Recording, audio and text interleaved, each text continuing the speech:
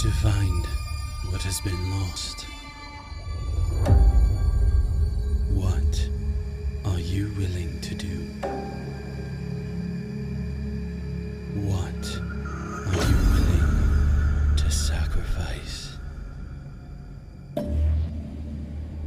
Do you remain steadfast, or do you give in to temptation?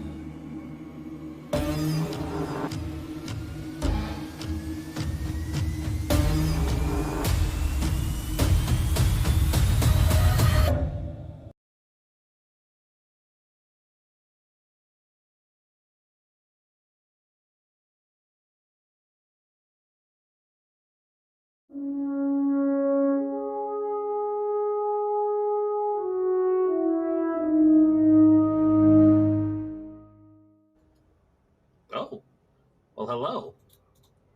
That was the cue. We are live. I got back just in time.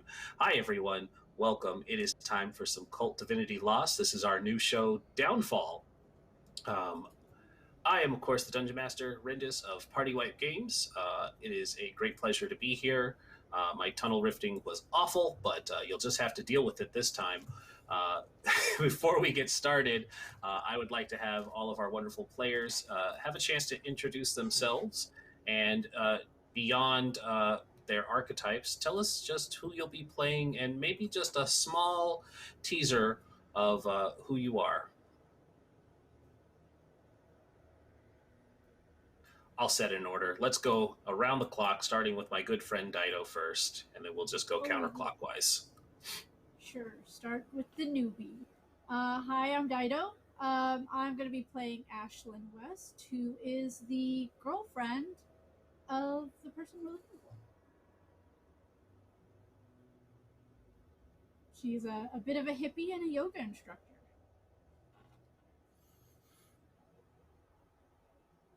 Excellent, excellent. Let's drop it down.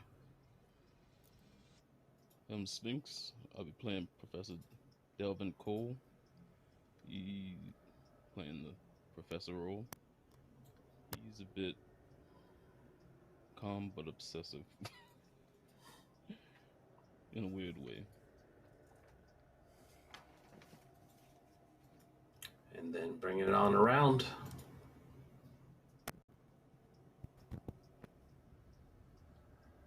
Jack, that's you. Oh, we're going counterclockwise? Oh, yeah, sorry. counterclockwise. No, it's all good. Yeah. Woohoo! I am, hello, I'm Count Jacula, Jack Satanwave on Twitter, and tonight I will be playing Ezekiel, who is a shifty character who knows things that he probably shouldn't. It's a very, very fun way of putting that. And last but never least, we'll jump right up to Scribble. Hey guys, I'm Scribbling Penny, and tonight I will be playing Norah, the twin sister. It was very sad that said person is missing. Mm-hmm. All right. So we will get started. We'll jump right in. I just want to say hi to everybody in chat. Hi, everyone. First and foremost. Little bookkeeping.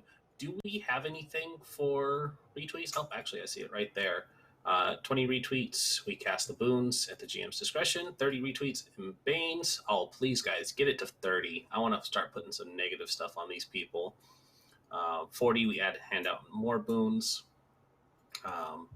Yeah. Last time we did this, there was the fun 2020 mode as well that added more awful penalties, and that was good stuff. Why don't we jump right in? So everyone here has gathered to look for a missing person, someone of great importance to each of you in their own special way. This is a young man by the name of Noah, a college student, a promising writer, a friend, a former lover, maybe still current, depending on how she feels. But each of you have come to New York City for one reason or another, to a college campus here within the metropolitan area. With Noah's disappearance, the twin sister had gotten in contact with the others, hoping to figure out what might have happened to their sibling. And that's where we're starting now. A meeting had been arranged for everyone. Twin Norah, did you pick anywhere particular that you wanted them to all gather? If not, I can set a backdrop. It could be something generic, coffee shop, office, anywhere will do. Somewhere public, preferably. Yeah, definitely someplace public. Nora doesn't know these individuals as well as she would like, even though they seem to know her brother. So probably just like a coffee shop on a corner that you have the street lights lighting the various areas so it's not too dark. And she's just sort of waiting. Yeah. Norah is seated at a coffee shop table. It's a small local establishment, and there are people waiting in line to get their orders placed. There's an old cork board up against one wall that has various flyers for couches for sale, live bands that are looking for gigs, and every so often the occasional missing persons poster with various individuals on it, men, women, a couple of younger adults that have disappeared, and it kind of sets that backdrop mood of looking for poor Noah as well. His face not among these pictures, but one of the many that go missing within the city. Oh, other people messaging me. The others, does anybody want to enter first, or have you all gathered? It's not any particular order, but if you guys want to each enter and describe what your character looks like, that would be great. Should we roll for our things for the first session? In a moment, we can do that as you guys are coming in. But if you want to jump in first, we can do yours, since you would be meeting the twin. I'll arrive first. Not Okay.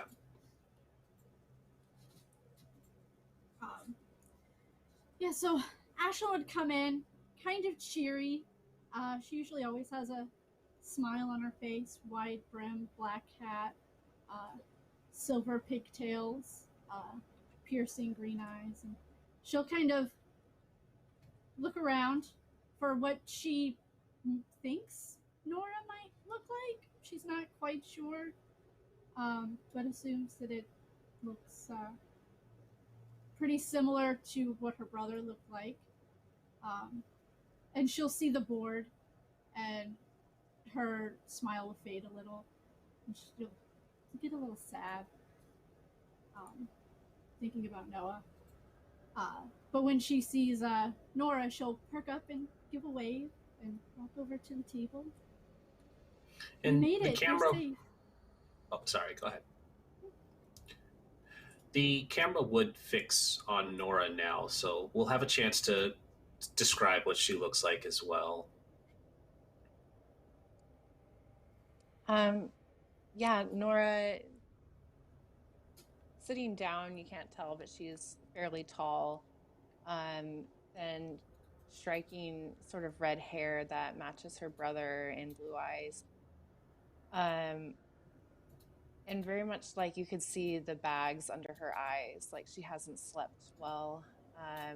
She has a large coffee in front of her, but her fingers are just sort of strumming the table as she's waiting, looking almost a little lost, like half of her is missing. But other than that, you can see that normally she looks like she would be well-dressed and confident.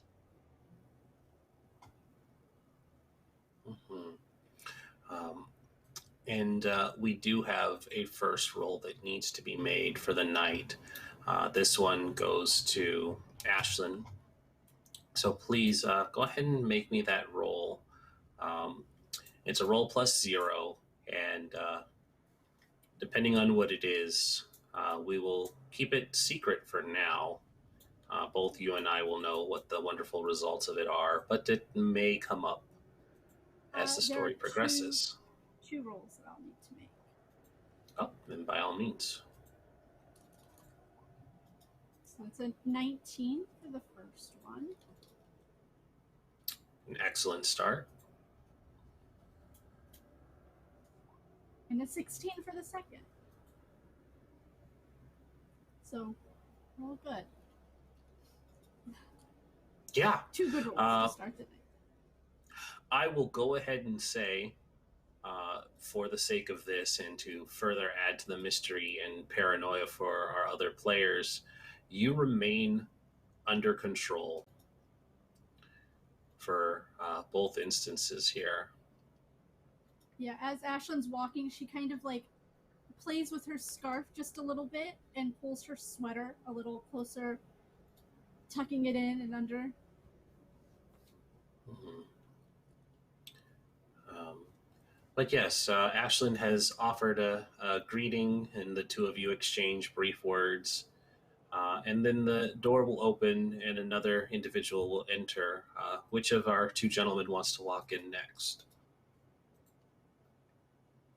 I will.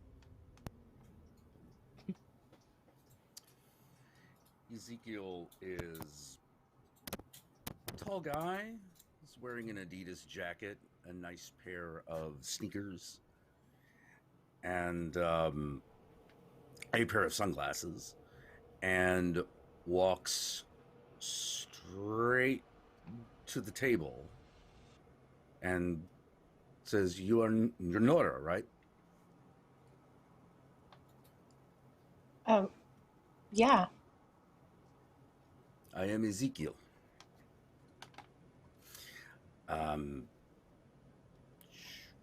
Should I sit down or? No, yes, please sit. You just look a little bit good. different from your Facebook picture. Sorry. Oh, really? I've been working out, you know. You know, you do as well. Although you do look, you do look like your brother. Yeah, there's a Not in a bad way, you know. There's a very striking similarity between Noah and Norah.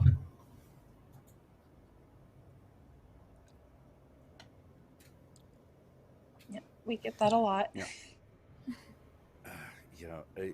There is one more of us, right? Yes, there is.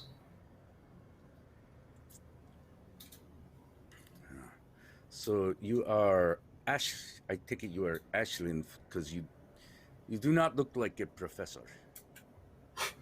No, I'm an instructor, but not a professor. I think we've met once or twice briefly at parties, maybe. Yeah, this is seen each other here and there. Yeah, you're Noah's girlfriend, right? Yeah, before he ghosted me about a month ago. Yeah, don't worry. Hopefully we'll figure this out. I will get drinks for people. Asks, do either of you want anything? Sure, I'll take a iced caramel coffee. Norah? She just sort of taps the lid on the coffee that she already has. No, thanks. I see. Okay, be right back. And Ezekiel, you get up and you join the queue of people waiting to place their orders. And finally the door opens to reveal our last and fourth member. The good professor steps in. Yeah, he comes in. He is fairly tall, about 6 feet even. Shortcut, graying black hair. Uh, would be a trim goatee. Has 5 o'clock shadow. Wearing a gray blazer. Um, tan dress pants and um white shirt. He's just looking around, see if he spots anyone. Yeah, you would see Norah and Ashlin sitting at a table. Um, your recent interest in Noah would make her stand out a little more, and considering the meeting had been arranged, you kind of knew what to look for and who to expect. And so you zero in on their table.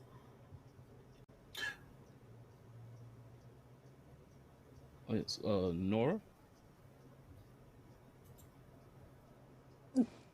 Yeah, she'll stand. Professor, I'm so glad that you can make it. No problem. He'll come and extend his hand for a shake.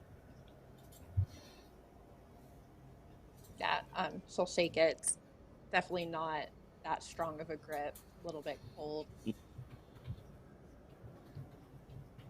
And he looks towards Ashlyn. I don't know, would they have met before? That depends on if Ashlyn attends your class. I was going to leave it open to. Is Ashlyn a student as well, or is she out of college? She is no longer a student. Okay. Then you may not know Ashlyn. Whether you know Ezekiel or not is up to you as well. He may be a student as well, but he is a classmate, in quotes, so he is definitely on the campus. So you may have had him in a previous class, or he might have been part of Noah's class. Yeah. He'll extend his hand toward I don't- Ashlyn as well. Professor Cole. It's a pleasure to meet you, Professor. I don't think we've had the pleasure to meet. Yes, and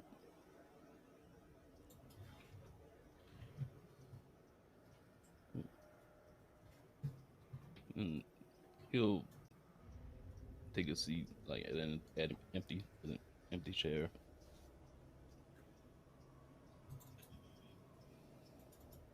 Hoping I can help any way I can. I'm just really glad that you can make it. I think we're all He's one of here my best now. students. Yeah, he really seemed to like you. He did speak fondly of your class. That's nice to know. Yeah. I'm really hoping we can find him.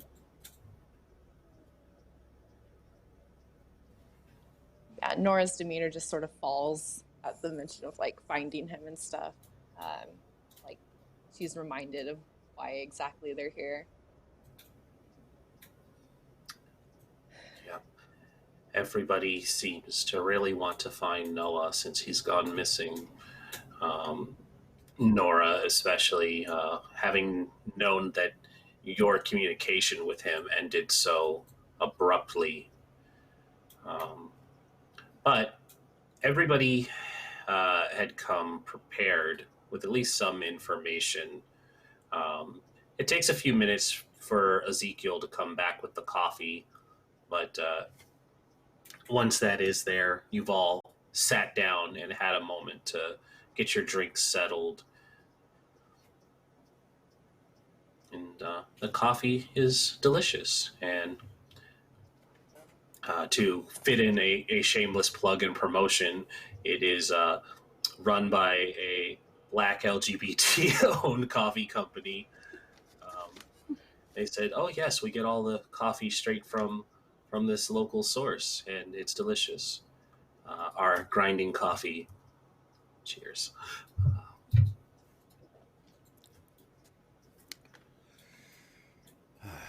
Okay, so, Nora, would you like to go first? Yeah, sure.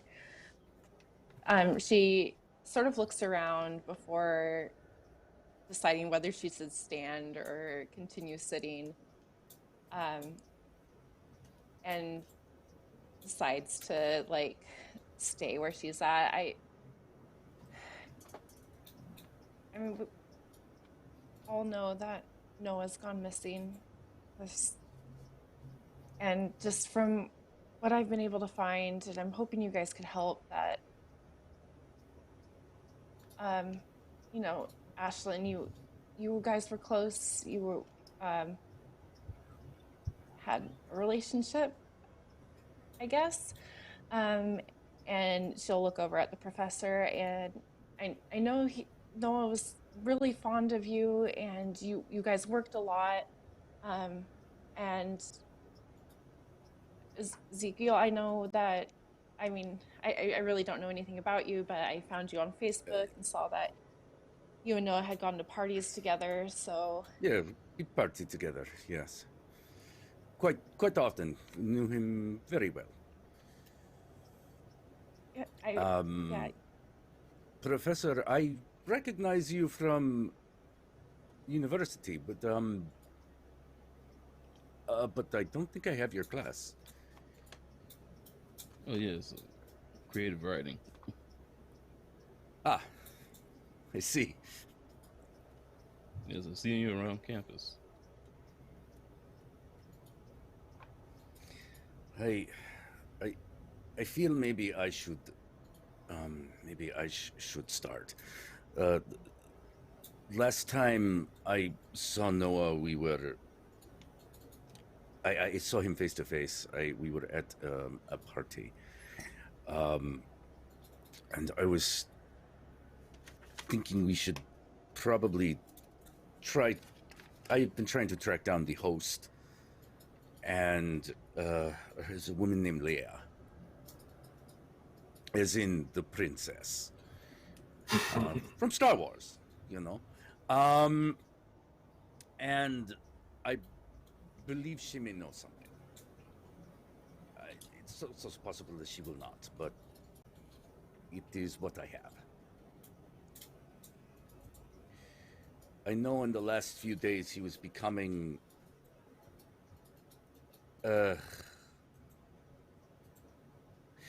little erratic. He was constantly talking about this tall woman that he saw, who I think might be Leah. But I'm not entirely certain, but it's the best I have. Nora has produced like a small little notebook and is taking notes. Just like feverishly writing. I can Yeah. go next. I last saw him a couple of weeks ago. We were planning a trip to Maryland. It was going to be our 1 year in a couple of weeks. And he just stopped returning my calls and my messages. And I went to his dorm, and they told me that he had stopped paying for it. And all of his things are in the lost and found. They wouldn't let me pick them up because I'm not family.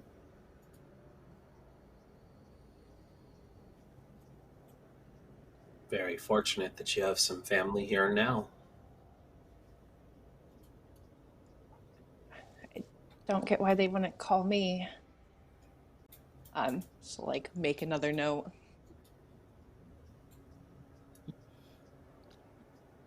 Yeah, he has been acting erratic in class over the last month. I attempted to find out what it was, and he kind of brushed me off and dropped the class. I was hoping to catch up with him and find out what was going on, but I couldn't locate him.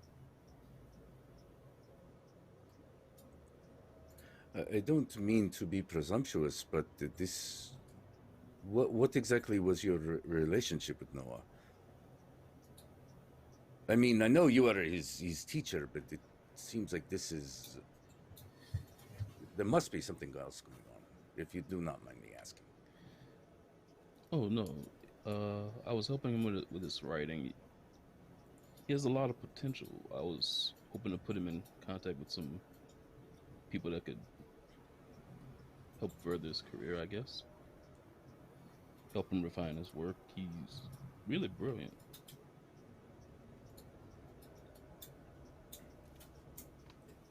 Okay. He's a And great writer. and Professor, you did bring one other thing that may be a clue to this erratic behavior. One of your TAs had typed up his last writing that he had submitted to you before going missing.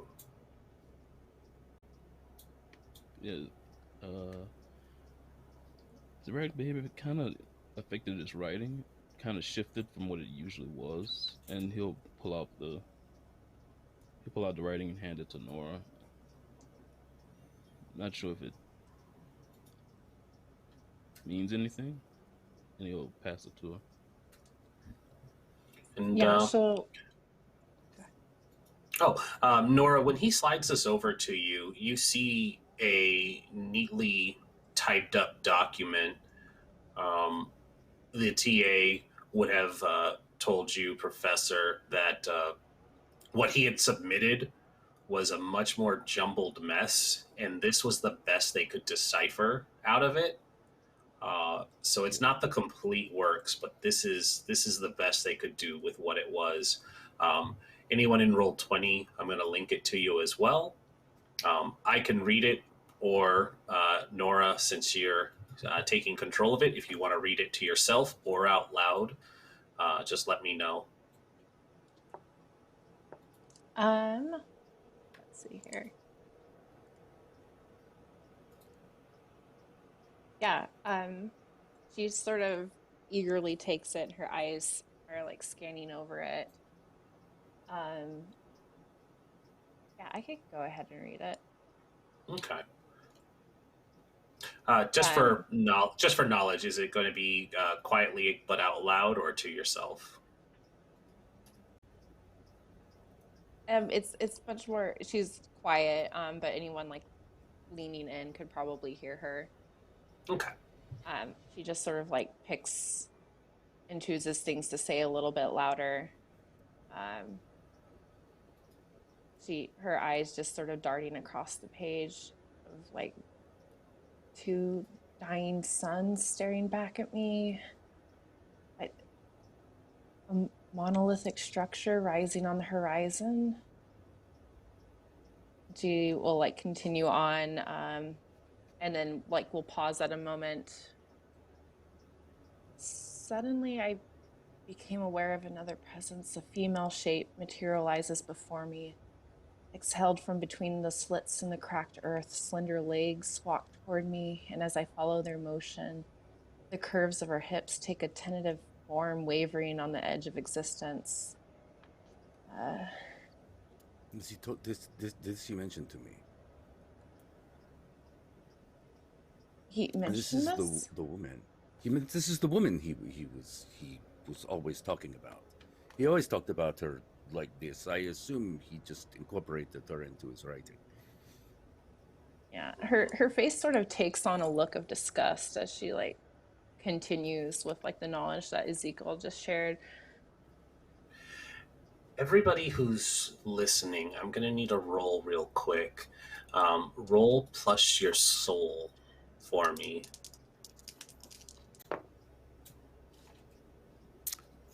13. 13. Let me. Yes. Plus your soul. If you have more than one of those, that'll be good. 14. Hold on. That's not Wait. a 14. Why did it roll extra? You have double. I'm not wearing my glasses. Well, it put minus I 2 don't in know there why it put twice. What is going on with that? Hold on, let me take a look. So your soul is a -2. I think it should only be 1 minus. That's So strange. that'd be 16. Yeah, I'll say that's a 16.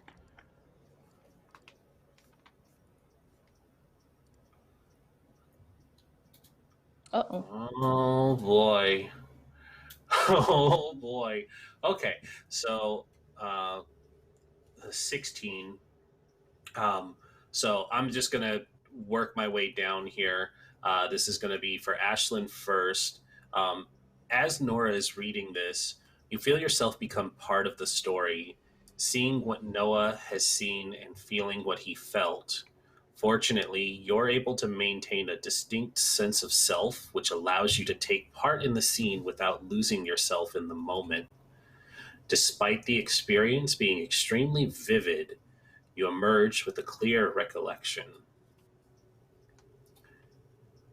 For our dear classmate Ezekiel, it holds on to you a little bit more. You are part of the story.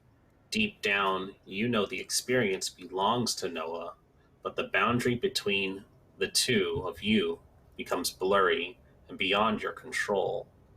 You know what you saw, but Noah's emotions bleed into your mind and you become entangled with your own, and it becomes entangled with your own.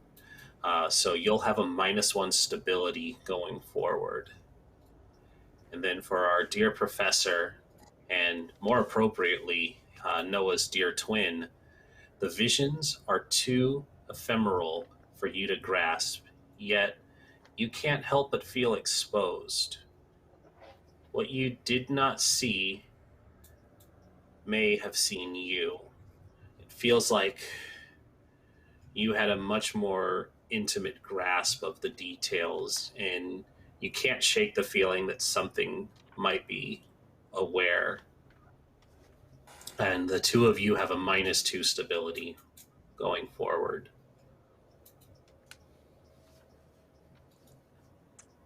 Um, Nora just sort of whispers like the last line of the letter. Woman of my dreams. This doesn't make sense. He never mentioned a. I mean, he probably wouldn't mention a woman to me, but It definitely doesn't sound like Ashlin. Yeah, Nora's sort of eyeing Ashlin, comparing what was written. Just like,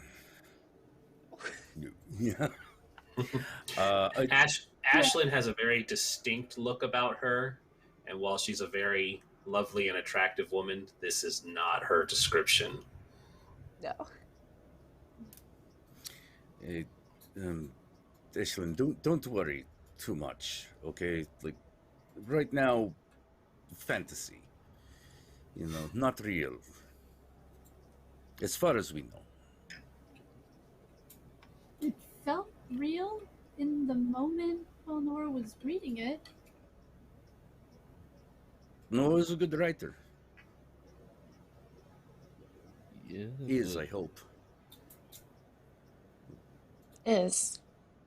Don't even say something like that, Ezekiel. Is. Okay, is. Nora's right. Is. Professor finally is like, yeah, this isn't his usual writing. It changed a lot over the last month. So I thought it might be He used important. to share with me.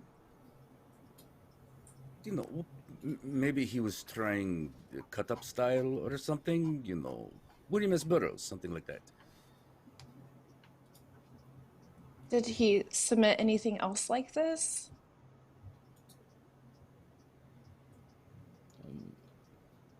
Pretty much all his writing has a different flavor to it.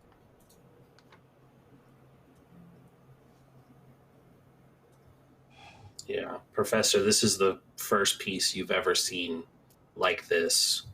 This graphic, this detailed, this almost dark. Everything else seemed much more optimistic, more lighthearted, more romanticized. This seems very off.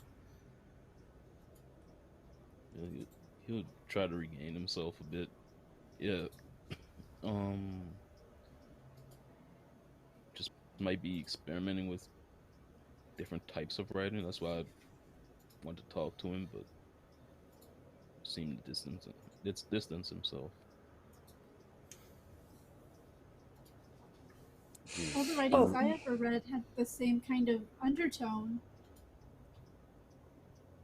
Never anything like this. I mean, there was always the passion behind it, but...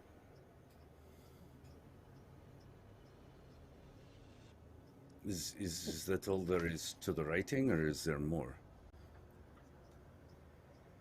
That's all I we're mean, able to he's figure out. No, just I mean describing this woman. on page, you know. Well, yes, it's the only. Well, maybe like if this. we.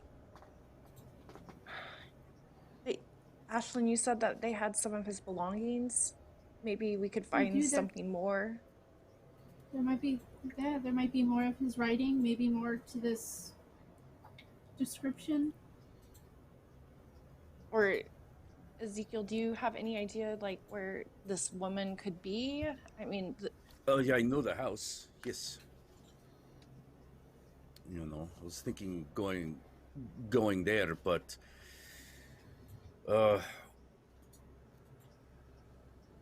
perhaps would be a better idea to get his things first. You know, then we can go to the house, ask a few questions. But seeing as that it was a big party, like, we might do better to just gather the evidence, like in CSI. You know, from his dwelling, dorm room. Yes. I can take you guys to his dorm room. It's actually not that far away from here, just a couple of blocks. yeah, I mean, sitting here isn't going to do anything. Mm-hmm. All right. Let's go. All right. If everyone's in agreement, it's not a long ride to get to the campus dormitories. A quick Uber will get you from the coffee shop once you're all finished up. And as you head that way, you arrive at the dorms, the main floor. This area is surprisingly clean. It gives off the sense of a sterile linoleum floors, soft white lights, and a constant running of the air conditioning to fight off the autumn humidity that still lingers. Students are in the area. You see that a few of them have their dorm room doors open as you walk by towards the RA's desk. You can see inside there are students who are laying on their beds, nursing off hangovers or groaning softly. A pregnant student is seated on a soft couch reading a book. And as you approach the desk, who's going to come up and ask for Noah's belongings? I can go up. Hello, this is Norah. She's Noah's sister. We're here to get his things that you told me about. Mm-hmm. I'll go straight to Noah. The receptionist normally for RAs is reserved for students, but this is an older looking man, short, squat, with unusually long arms, with long hands, bigger than they should be. He has a pair of little spectacles resting on a long nose, and he says, "Ah, you were looking for Master Noah's belongings.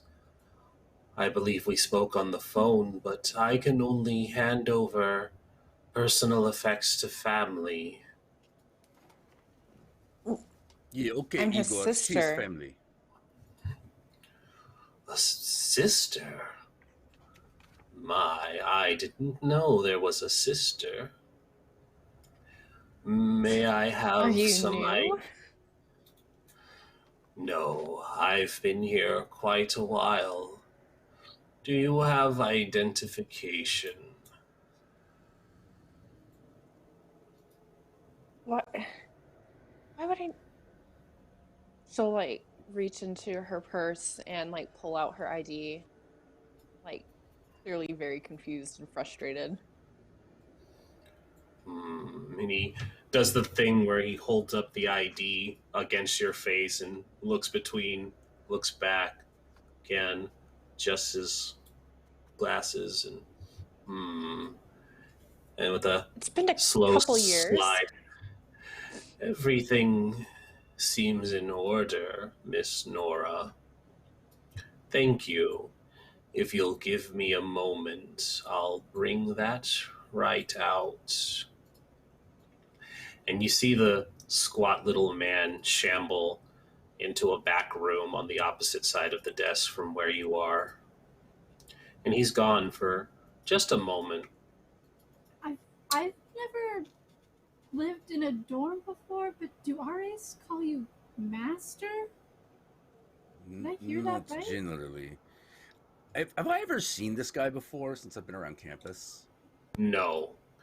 And more importantly, Ezekiel, you feel several sets of eyes on you, mostly from the other students. There is a sense that you're being watched and judged, knowing eyes looking at you as you're waiting for this man to come back. Wave and smile at him. You wave and smile at each of them. Probably a sure, cocky grin, too, knowing Ezekiel. As far as the RA is concerned, you've never seen this man before. You probably know the actual RA. The RA would be a young, charming man who would have been in his early 20s, an actual student studying for their nursing degree.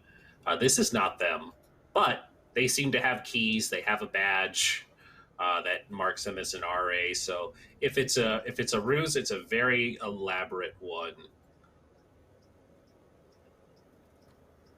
I also don't know how he can't know that Noah had a sister. Even I knew that. Yeah, Nora is very off put about that. Like she is just like looking to see if she can see him, but she is like very much mumbling. Like, Not to be, chauvinist, but like we do not share information like that very easily. We're certainly not going to do it to an RA, But it would be in his file. and You think RAs read files? you don't understand. What Noah and I have is different. We're close. I'm not saying it isn't, but why would I did not start off telling you about my mother. Why would you expect someone else to start conversation with their family? Professor, Although you knew about me, right? You know that Noah has a sister. He mentioned you before. He never really elaborated. Just told me he had family. what is although I have never seen this man before. I will call him Igor. Have I ever seen this person before? No. You've never seen this man. When Ezekiel says, I shall call him Igor, there is a voice that actually says, Igor is fine, young master, though it is not my name. You may call me as you desire. And he lifts up and sets onto the counter a box along with Noah's belongings. There's a handful of everyday items because they had cleaned out his dorm, clothing, textbooks, and the like. But there's also a small suitcase that seems to be shut with a combination lock. Norah, you can see that all of this stuff seems to be his, whereas the suitcase is not something he had brought from home here when he went to school. This is a new piece of luggage. She'll place a hand on it and look up at the RA. Are you sure this is his too? Yes, young madam. It is amongst his belongings. His roommate did not claim it as their own. Do I recognize the suitcase? You would not have seen the suitcase before.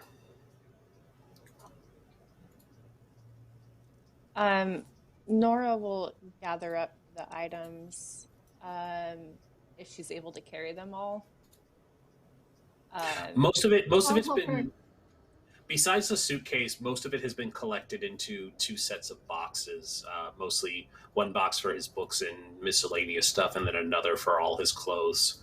The clothes themselves seem to have been haphazardly thrown in there, like somebody was quickly cleaning out all of his stuff, whereas the books are stacked a little more to get them inside the box itself. I'll help Norah carry them.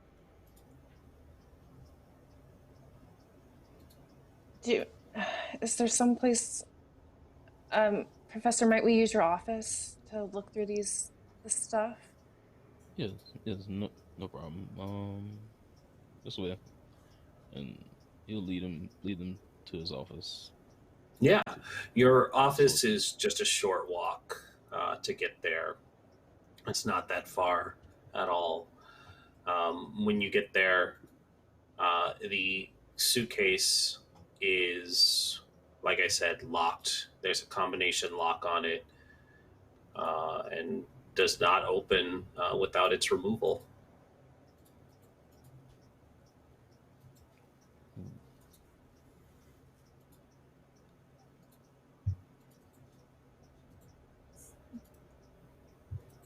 Anybody have an idea what the combination might be? Norah will frown and try their birth date.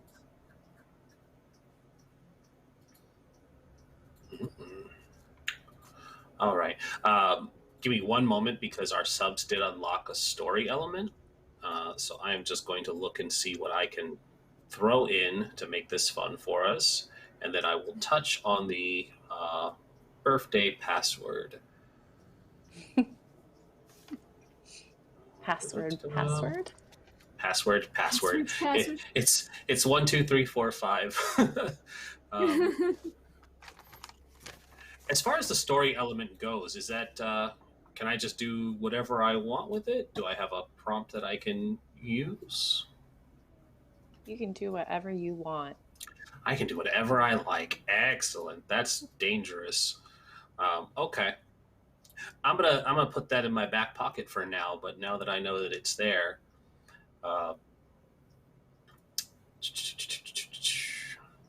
when you put in the code, what's the birthday that you put in? Let's put in 0312. 0312. You set the numbers through the little spinny rotary dial, and you hear a click. When you open up the suitcase, you see that there's a USB drive. You see that there's a USB drive, several books belonging to an author by the name of Marquise de Sade, and a collection of sex toys designed with both pain and pleasure in mind. Paddles, whips, clamps, various fun things. There is also a leaflet from a local sex shop and a stained journal. Do I recognize What any of is these it? toys?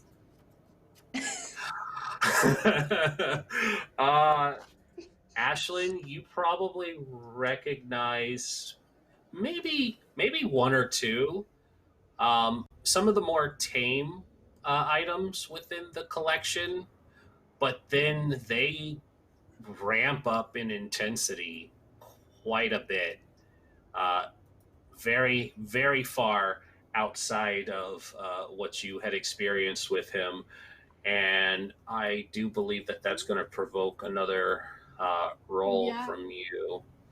Um, Uh, so when you see that a couple of these items come to mind, you see the paddle and you kind of shrug, but then you see there is a riding crop and a whip, and that kind of triggers something within you. So if I could please have another roll plus 0. 11. 11, which means it's it's a little bit it's a little stressful to look at all of this. It's not overwhelming, but it's enough for me to gain one hold over you. So I'm going to bank that as well. Um, but there is in your mind the brief sound of the whip crack, and the sensation rushes through your mind, and in a moment it passes as you note the rest of the strange objects. Yeah. Seeing the stuff in the suitcase, Ashlyn kind of hisses and takes a step back and kind of just readjusts her sweater and her scarf, just trying to get her breathing under control.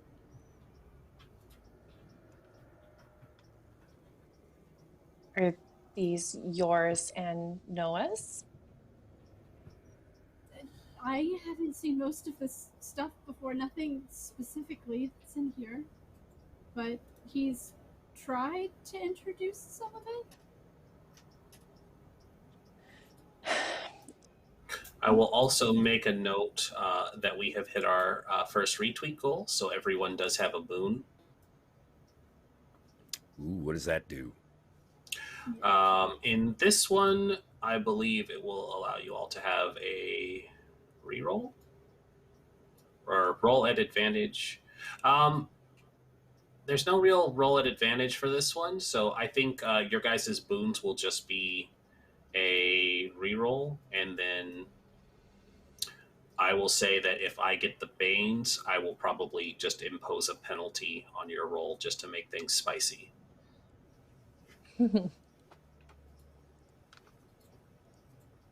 Yeah. So Norah like looks over everything and is just frowning. Hand is shaking slightly. She looks like she wants to close the suitcase, but she'll sort of pull out the things. You said that there was like a notebook and some books and a USB drive. Yep, there's a few things here. I just clicked to the wrong thing. Hold on. Pull this back up. There was the USB drive, a stained journal, the leaflet to the sex shop itself, and the various toys of ranging degrees of depravity.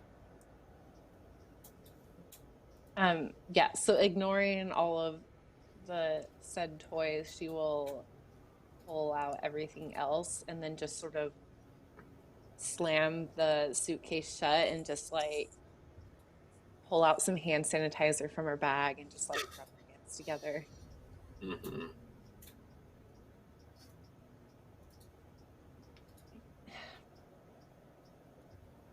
Just I don't can fit. check what's on the USB drive if you want me to. I can plug it into my computer.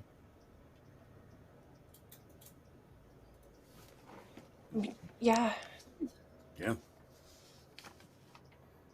This is please. not so unusual. Yeah. You Professor, don't- you're gonna pop it into your personal computer there at your desk. Yeah. And he seems completely Alright. I unbothered wanna- by the sex toys. I wanna take the pamphlet to the sex shop and just tuck it in my pocket. Absolutely. All right.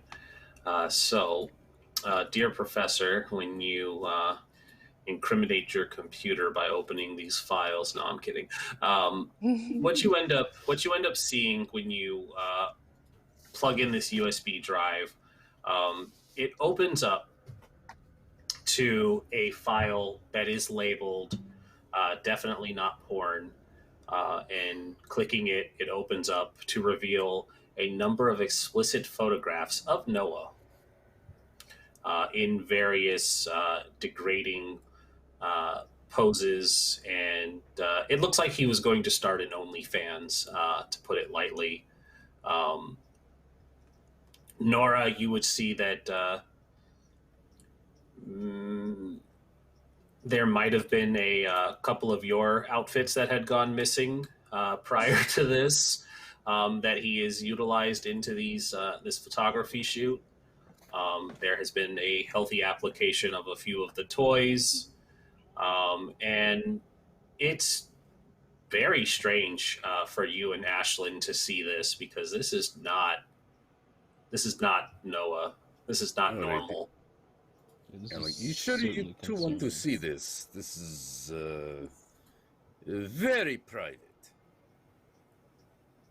This wasn't him. He wasn't like this. I don't mean to be cruel, but are you sure? We were together for almost a year. I'm pretty sure. I know my brother. This is no. He's No, he close was this, please. he was the kind of person who would read poetry under the stars on the High Line. Not Well, so was Lord Byron. this. And the photos are the only thing. This- The photos of Noah are the only things that stand out on the drive. They are the only things on the drive. It is just a collection of pictures of him, as I said, in these poses. And the photographer, it looks like they're selfies. It doesn't look like anybody else had been taking the pictures, timed shots, or using a webcam. But these are exclusively of just Noah. Before I shut this off, does anybody recognize the location he's at?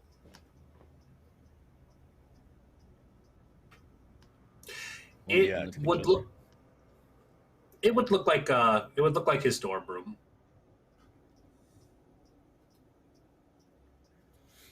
Yeah, that looks like his dorm room should be.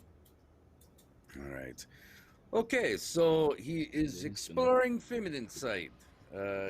Was not entirely expecting this twist, but this is not unusual. You know, they say there is a time for anything and everything, and it is called college. So, you know, we just move past this. Perhaps we should go to Leah's house. Yeah. We should also probably talk to his roommate afterwards, Oh, if he had one. You are Do we? still on the campus, so you could even see the roommate first and then go to Leia's. That sounds I fine. Yes, let's talk to a roommate. Nora will pull the thumb drive out of the computer without like actually like closing out the things, just like pulling it Oh, out. Professor's already taken it out and handed it to Okay. But she'll take it, put it in her purse, and then there's books and pamphlets. Yep. The books are a collection of works from, as I said, Marquise de Sade, and then he has a stained journal. She'll like place the books on the professor's desk. Are these yours? I'll read the journal. I'm like, I think perhaps I should read this. All right, so we're looking at the. How close are you guys? Close enough. We're also like I said, we're guys. You know, some things would be easier for me to understand. Yeah. What's in the journal? So the journal itself has several pages torn out, but as you're flipping through, there are a number of entries that stick out, and I'll just I got a couple here that I can choose from, so I'll just pick one and start from there. And it says, "I can't sleep. The craving never seems to go away. It's driving me mad. I keep looking for new ways to get myself off, but the toys are so expensive. I've rubbed my dick raw in the shower. I need something more. I don't even know. This need is growing inside of me. I'm afraid of catching something, but..." And it trails off before the page is ripped. If any of the pages that remain, am I mentioned? Let's see.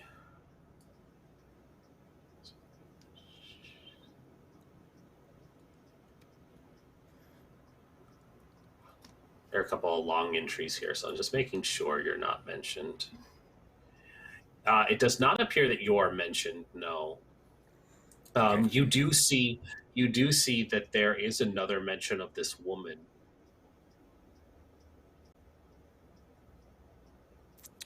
And he mentions this woman again.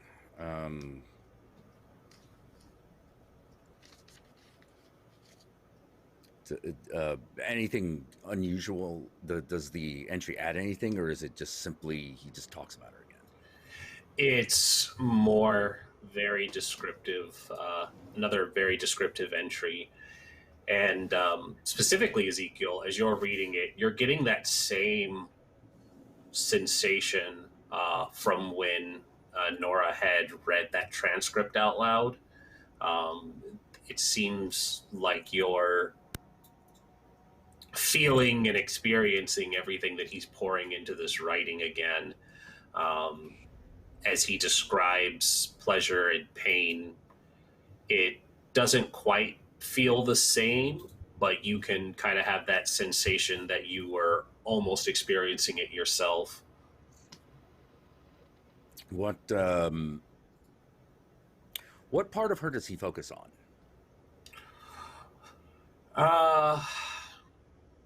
He describes the feel of a harsh tongue.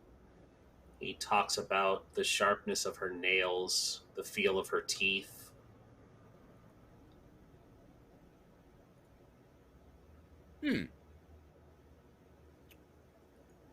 Okay. Not what perhaps I would have focused on, but okay. Important to know. I'm gonna cut and paste this last entry since you're not gonna read it out loud, just so you have it for your own reference and you can infer further from it. There you go. That's the entry that the last entry you read about her.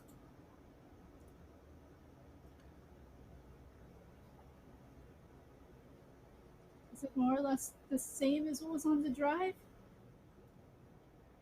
I'm almost afraid to know. No, it's more and yes. He's becoming obsessed with sensation. It's getting a little Hellraiser-y, actually. um, uh, But are there talks any about- clues of where he might be? No, this is all describing more of his dive into his sexual neurosis, his exploration, and his musings about what he's seeing and experiencing over time.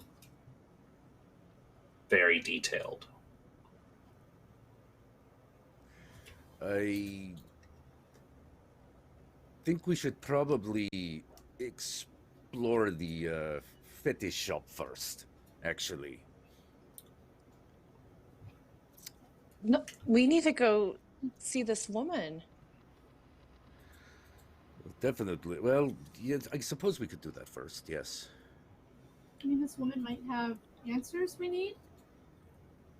Not sure how I feel about most of this information. It's a little much.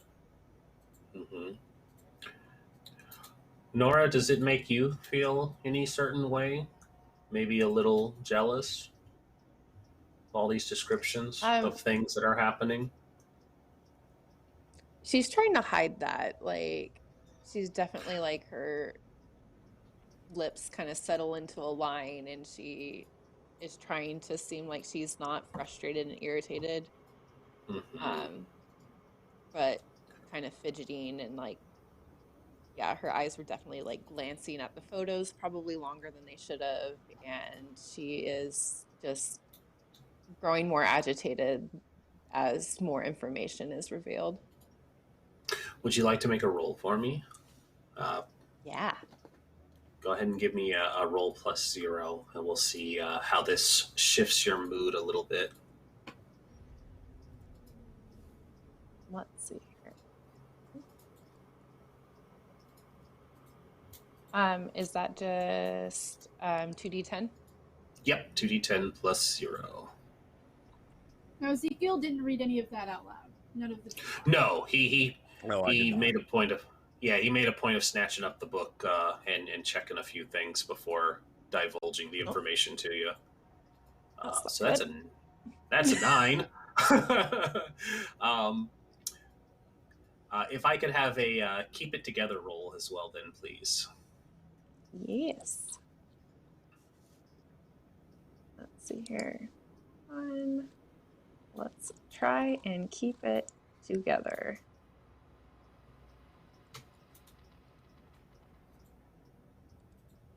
Maybe.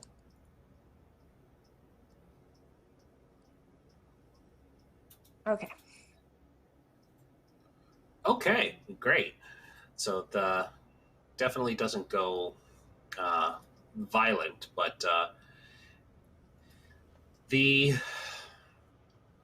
book itself and the pictures kind of make that sensation feeling become a little bit consuming. You want to discredit it. There's no way this could be your brother. It has to be a hoax. Yeah, no, would not do anything like this. His roommate probably planted this, if we're thinking about it. I have to agree with Norah. This. The professor's looking over the books. Does he recognize the author? I would say so.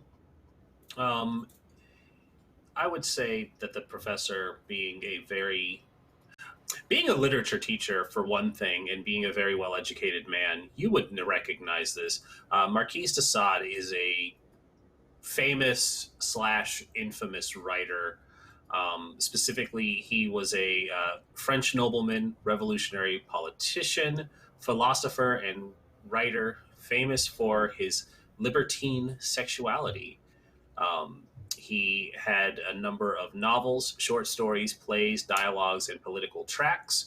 And his novels all kind of delved deep into that exploration of sexuality as well, until he got into a lot of trouble. Um, and I think it was Napoleon who ended up ordering his arrest and execution. But his writing mostly focused on sexual sadism, as well as there's an entry on serial killers, which is a little concerning. But yeah, a lot of his stuff was uh, focused on those sexual explorations and aspects up until his death.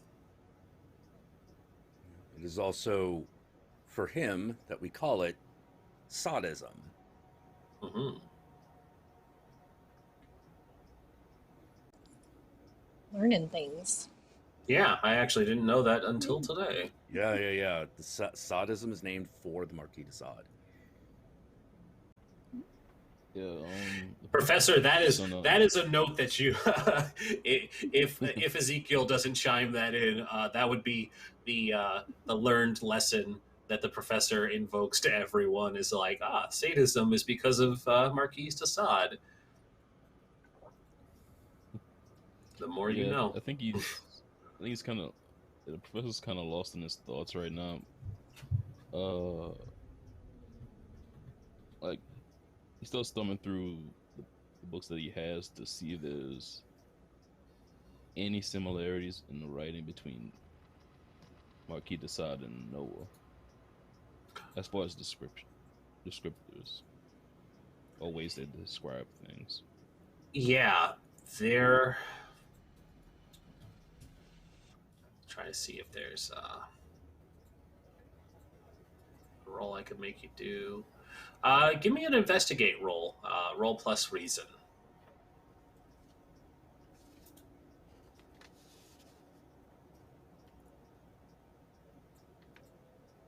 What does the minus stability do? So on your character sheets, there's like a little tracker on the second page. So as your stability goes down, you're just ticking down from this chart. So you'd go from composed to uneasy, unfocused, shaken, distressed. And so basically, as it continues up or down, there are penalties within the range that happen. And Okay. so you have a success. So okay. I would be unfocused. Yeah, you had the -2 from earlier, so you would have a -1 to your rolls currently. So it would be a 14, which is still Oh no, I didn't good. I didn't roll yet. Oh, that was a keep it together roll. Sorry, I heard the bleep and I looked at roll 20. That's totally not. My modifier. Thank you, Scribbles. Yes, that is what was in the box. At least one of them. And 18. But with the -1, it would be 17, which is still above your. I just rolled it. I just rolled a 1 instead of a 2 for the modifier. Oh, gotcha. Okay, cool. So it's still 15 plus. So you can basically ask 2 questions related to this. So your first question would be: is it comparable to de Sade's writing? Which I would say yes. His last entry feels amateur by comparison, but there is a very obvious mimicry's not the right word, but it feels like he's moving in that vein of writing. It's very libertine in the way that it's written. Okay. And I'll just drop that there. Libertine. I think the second question, which would be as he's, because I'm assuming we're going to be leaving soon to Mm-hmm. go see the woman, but he's gonna keep reading the book. He wants to see if he gets that same feeling he gets from when he read Noah's last transcript. That feeling when you look at these books. Yeah. No, you do not. There's no sense of unease or the sense that you're being observed by an outside force here. These are very graphic and descriptive writings, but that same feeling is not there. This seems more like he was trying to find inspiration and motivation from the books, not so much that they had a negative influence on him. Okay.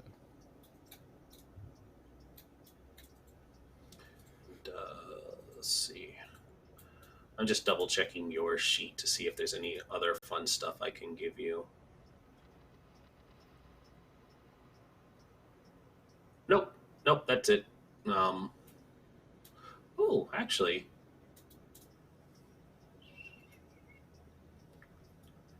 nah, nope, nothing yet. You're good. Okay.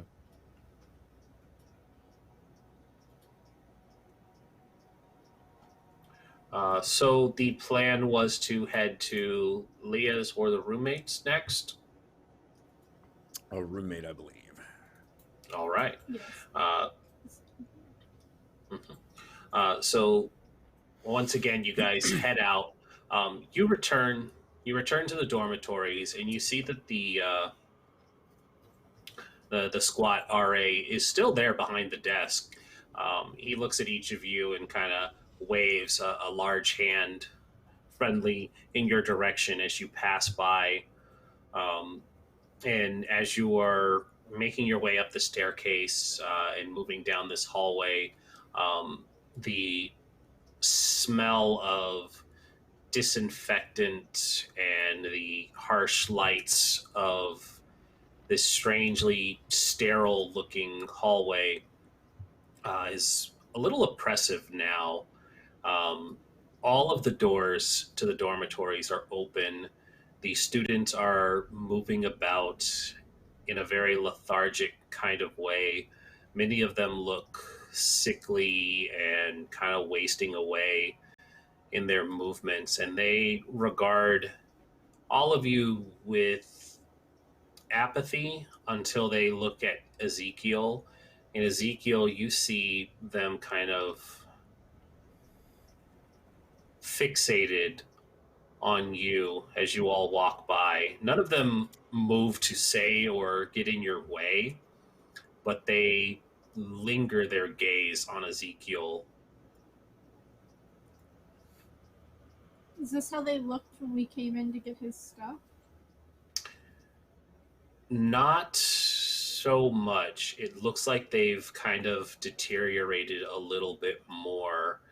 There were a few people who looked tired or hungover, but now they look sickly. This seems strange.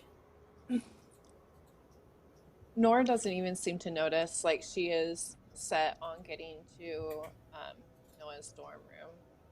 Determined to prove these lies wrong.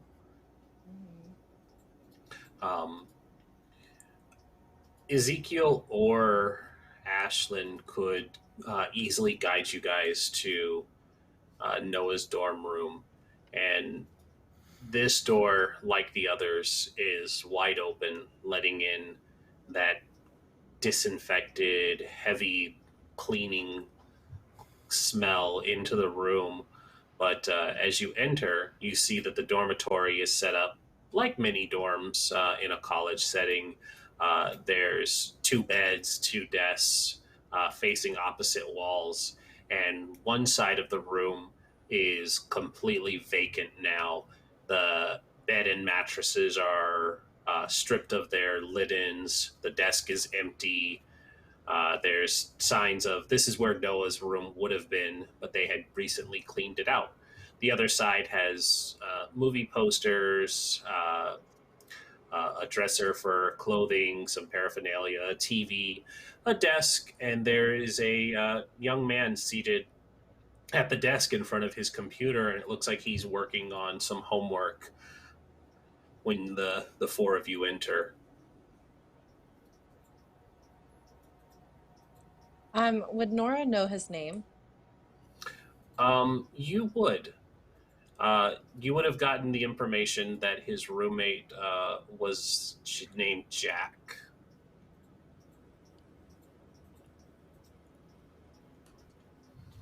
Cool.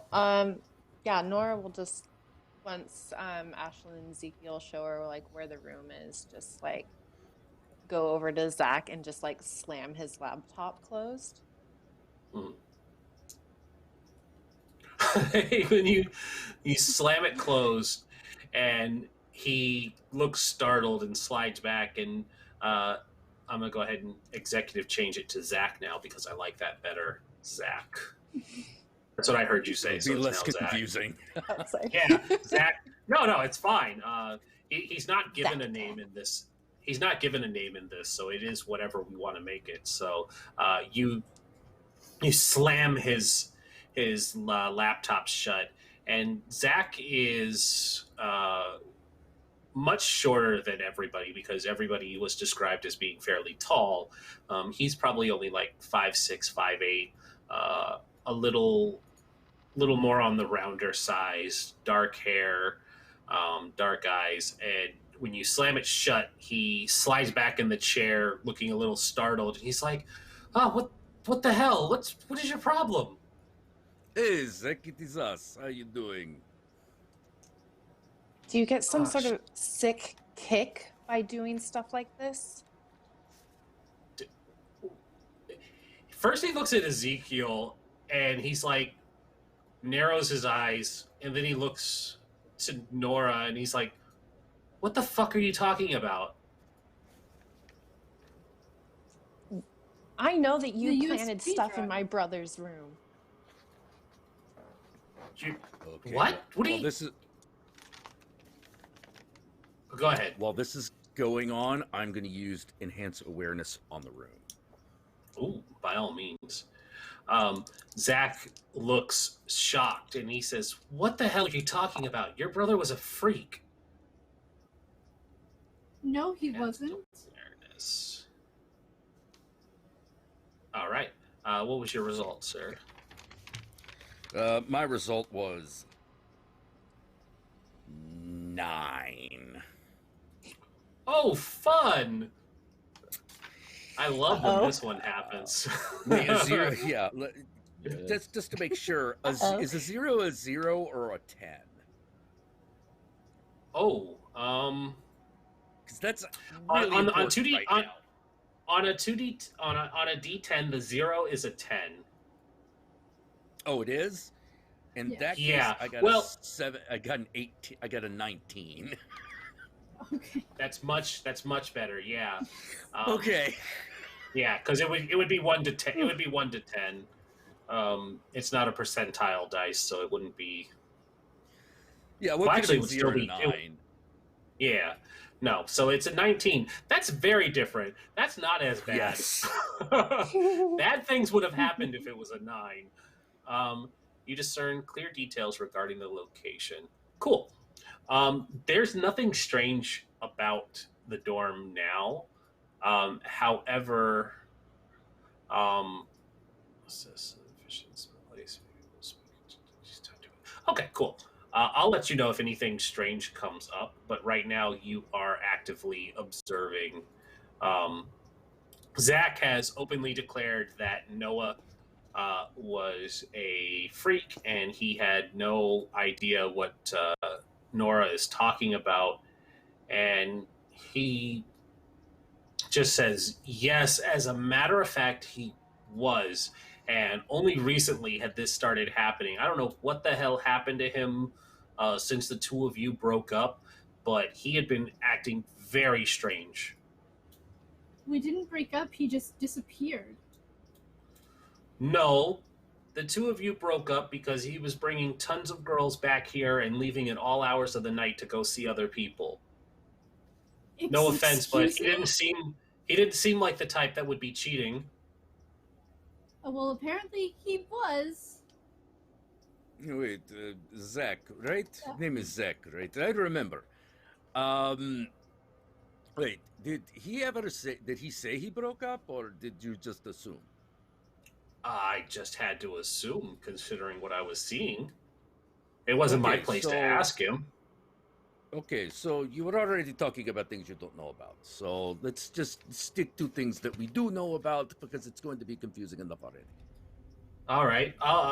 What do you want to know then? Because she came in here accusing me of setting him up when I'm telling you what I've Yeah, been but I seeing. don't care. Yes, but I don't care about that. But tell me what you have been seeing. When was the last time you saw Zach? It had been a while. The last time we saw him, we had kind of gotten into a bit of a problem. I tried to talk to him about some strangeness that I had been seeing going on, signs of injuries on his body. You know, he's my roommate, so that kind of makes us friends. So I was a little worried. Okay, but that was it. That was all. Like, he has weird marks on his body from, like, maybe No, it's Speak. not really. That's not really it. Go on, get to the tax brass. I mean, he was restless and irritable, and I mean, creepy. Like, I know you tried to say that I did it, but I walked in on him doing some weird shit before, and before he left, last time I saw him, he kind of looks at Ashlin and frowns a bit. I know firsthand that he's not being the guy you thought he was. Why you say Explain. that? After a party that he had gone to, he came back and he was really, really drunk and really, really aggressive. He tried to force himself on me, and I was able to fight him off, and he got upset and left, and I hadn't seen him after that. The RAs were notified to look out for him, but since he didn't come back, they just threw out his stuff. When did this happen? It would have happened. Me as a storyteller am blanking, but this would have happened the night before Ezekiel and him went to the party. Or no, this would have happened a few nights after that. Sorry, a few nights after yours and Ezekiel's party. So as far as the timeline goes, it would have been a couple days after.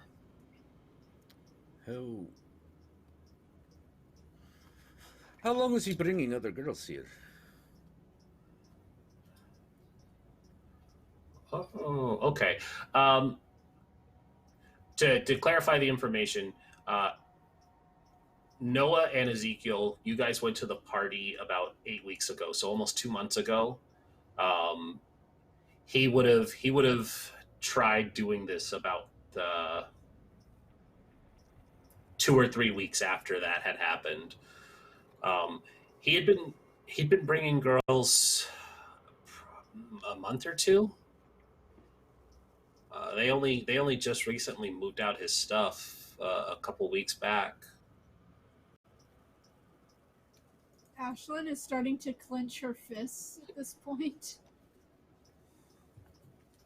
That's not like that's not like him. Yeah, because it's not him.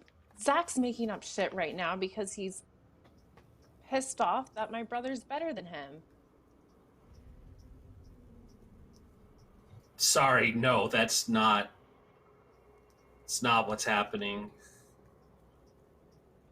Yeah, you know, my brother would never do anything like that. And yeah, I'm sure I know he didn't even like you that much. And she like doesn't know what to say. She's just like grown very angry and is trying to figure out some way to blame Zach for this. And yeah, it's like drawing a blank. Did he say anything unusual while he was,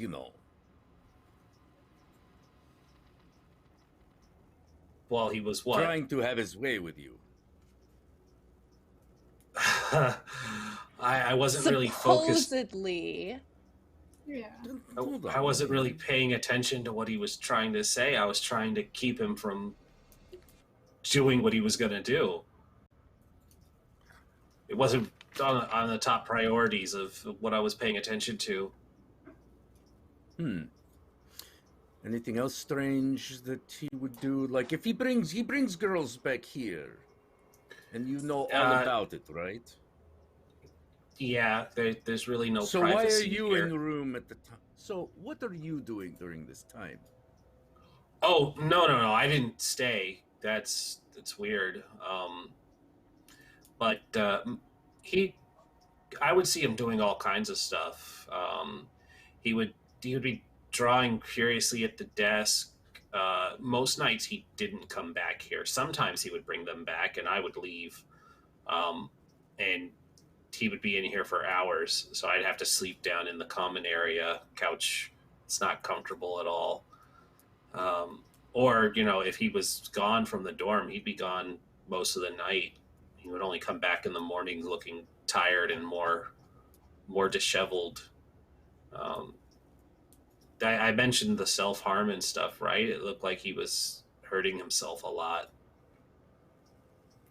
Did any of these people stand out? Sorry, did anything stand out? Did any of these people that he brought stand out? Did he bring anybody repeatedly? No, always a different person. Did you know anyone? I might have seen a student or two, but nobody that I could, point out in the crowd. Like I said, I usually respected the tie on the doorknob rule, Oh, so you respect tie on doorknob, and yet you know all these things are happening. I live here too, yeah.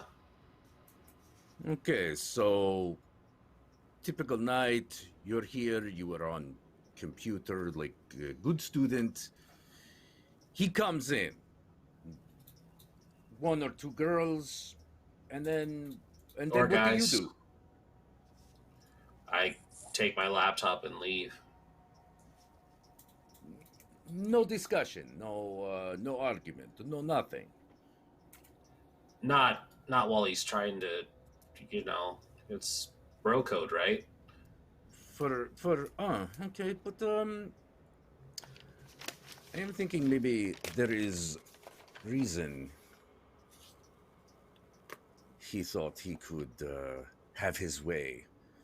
And I'm thinking maybe that is because he already had at some point. No, that was the first time he tried. There wasn't any problems until that night. Are you sure? What night was this again?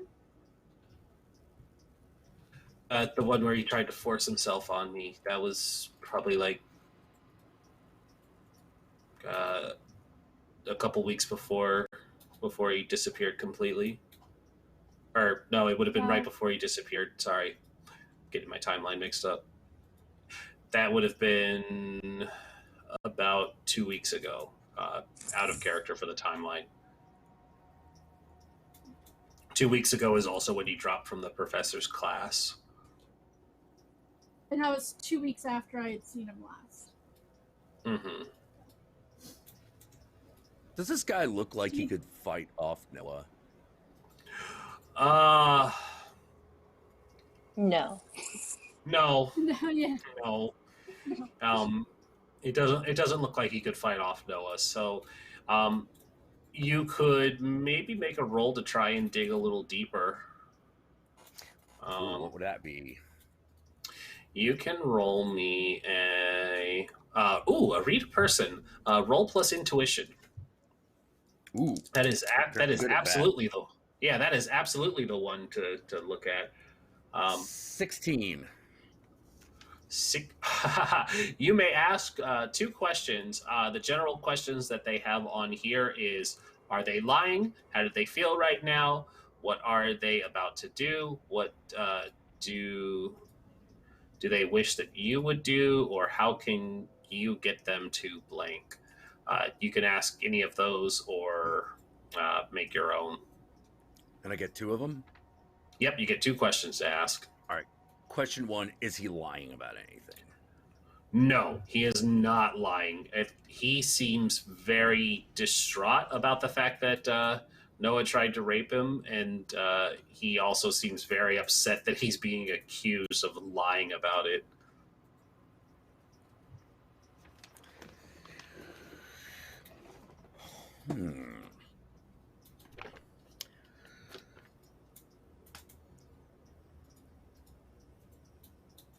How do I get this guy to tell me exactly what happened?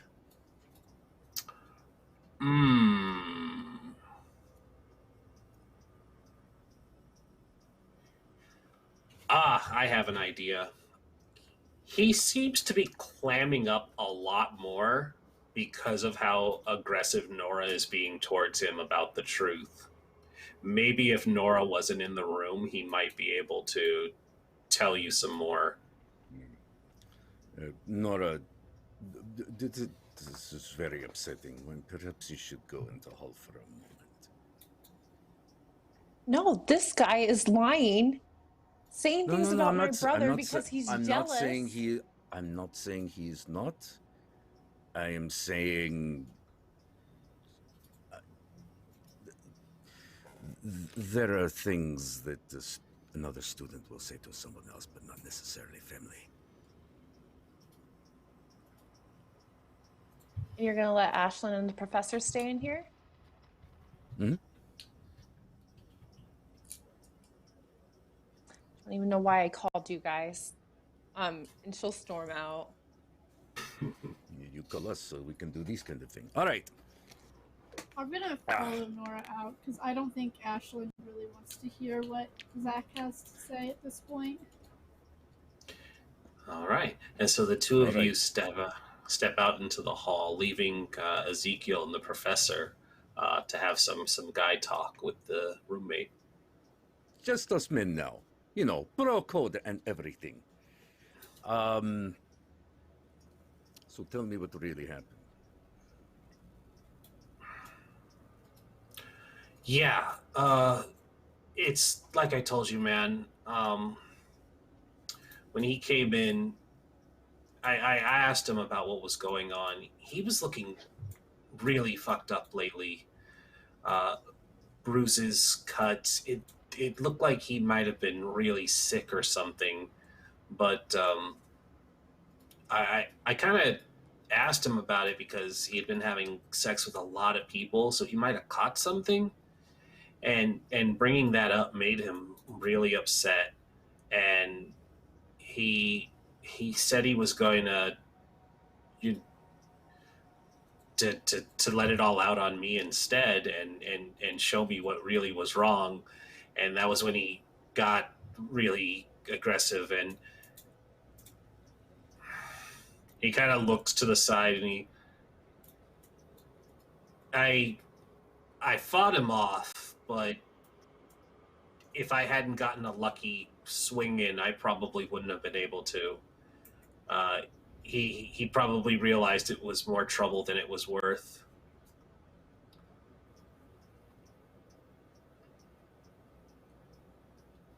All right.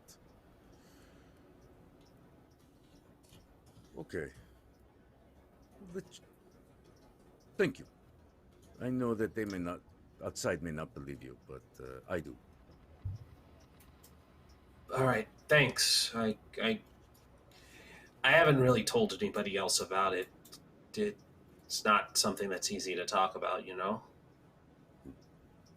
Would you like it kept that way? I can do that easy. I would prefer it. No problem. There's not anything no else that intention you of can telling think. anyone. You can think of no other thing that stands out. Anything else unusual? No, he had been spending a lot of time out of the dorm.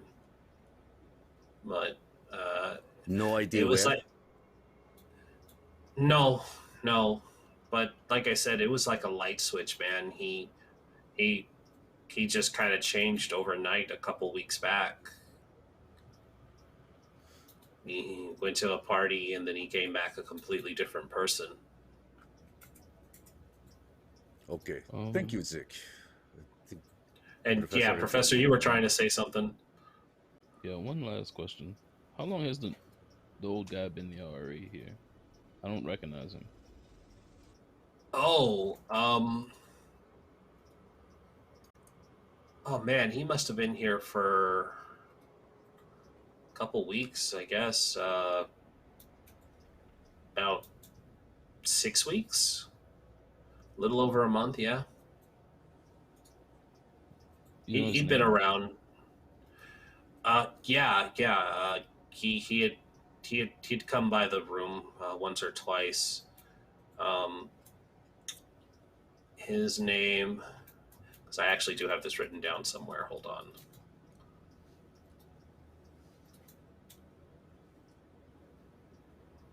Oh, yeah. His name was Mr. Howler. He called himself. It's weird name. Did he show up before or after Noah started acting strange? After.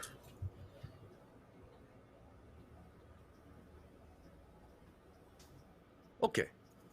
Thank you, Zik. Thank you. Go over to the professor. Professor, I think it might be a good idea to find out when exactly this Mr. Howler started. This is starting to get a little weird. I'll ask around. Some colleagues might know better than I do. Don't really my hope. Don't have any pull over the dorms. Yes, but I'm sure that other students are not aware that your authority is not exactly complete. Possibly. Well, shall we? Yeah. And he'll open the door and take care of Zach. Yeah. Thanks, Professor. Tell your lady friends I'm sorry about all this. Everyone's just a little emotional right now. I can understand that. Yes, and thank you very much one last time. Appreciate it. Don't let the big bugs rape you. Walks out.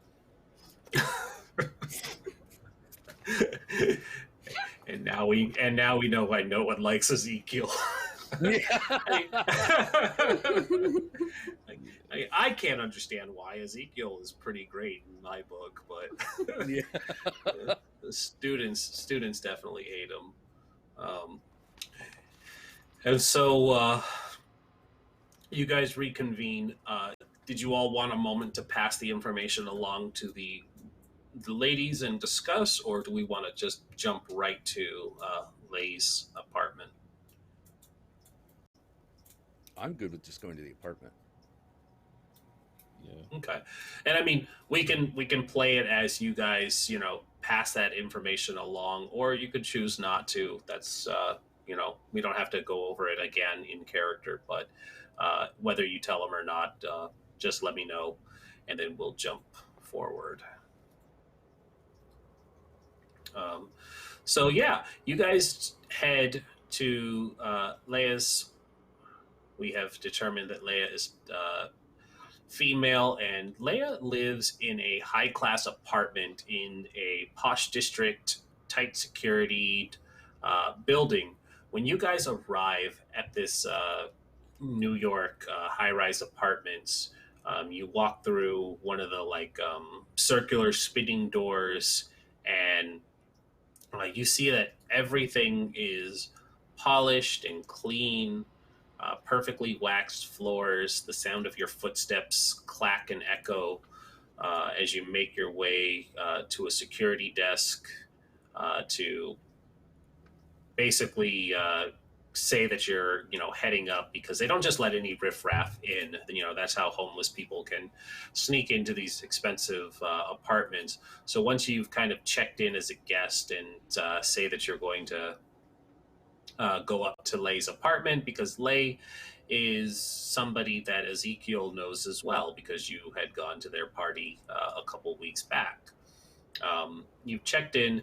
The security guard, once again, just like everybody, kind of regards Ezekiel with a cautious and almost hostile gaze, but they don't say anything. Um, they regard him with a level of suspicion that doesn't go beyond just checking his ID, writing down a little bit extra when you hand over the information to them. And then they're just like, take the elevator, 13th floor.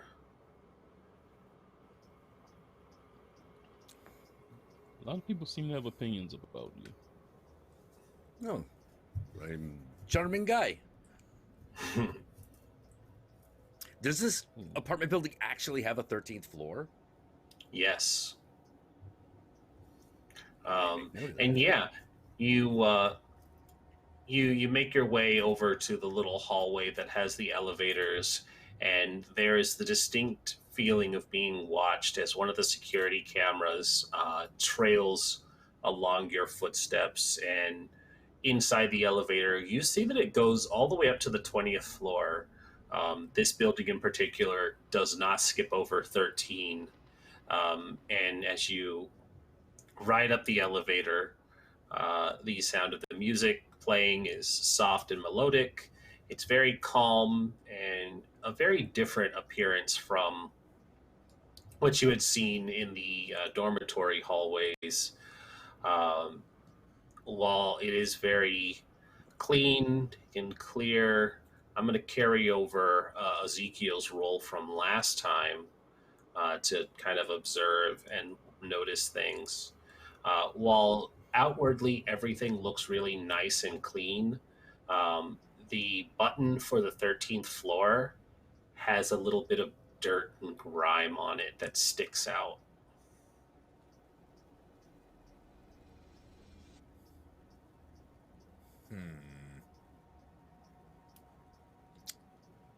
Right. Bing.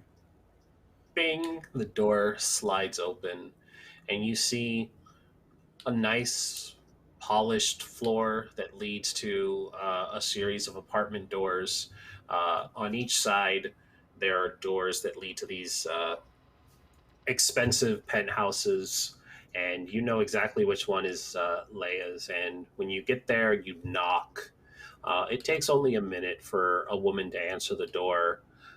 She's tall, dressed in a robe that covers much of her body, but it looks like in this early evening, it looks like she might be winding down for the night, or maybe she just woke up because her eyes are bloodshot, and she's holding a half filled mug of coffee, and she says, "Oh, Ezekiel, what are you Leah, doing how are here?"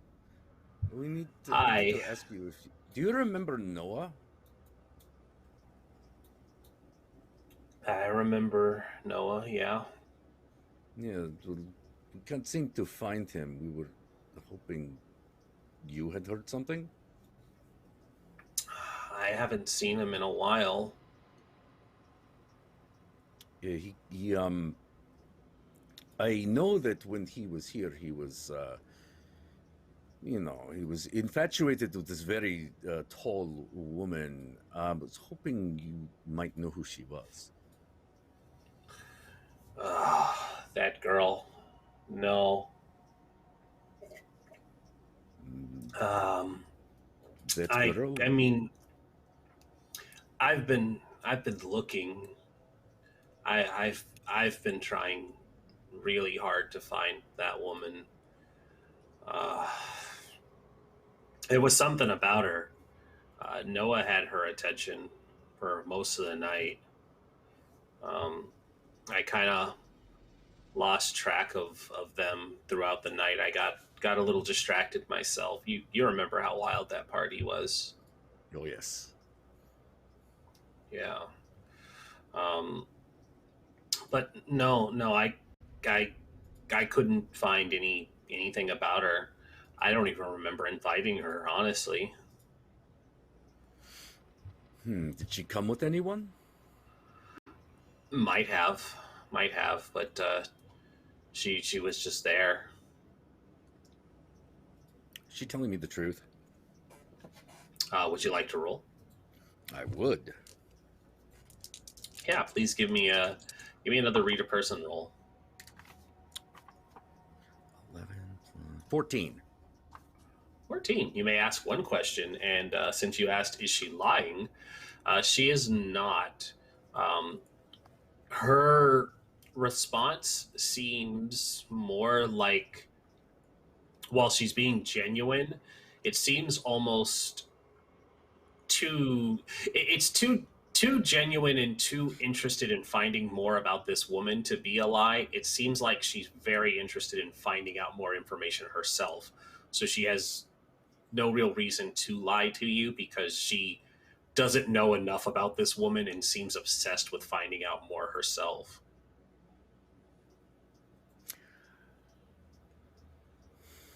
Wait, I thought that she was the woman that we were talking about. There's someone else? Yes. Yeah, no, I didn't hook up with Noah, at least not that night. Not that night. I mean, Boundary?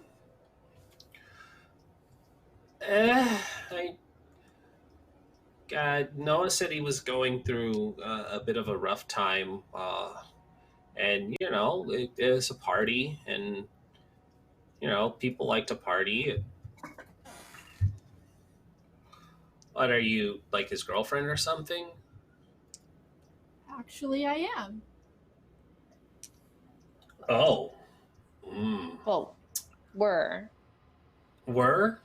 Hmm. He did say there was a bad breakup.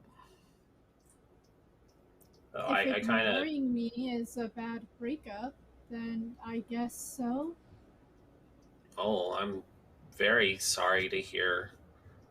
But truth be told, he said there was nothing I needed to worry about. Not that I was invested in anything more than, a good dicking. So I wasn't really looking to keep him for very long.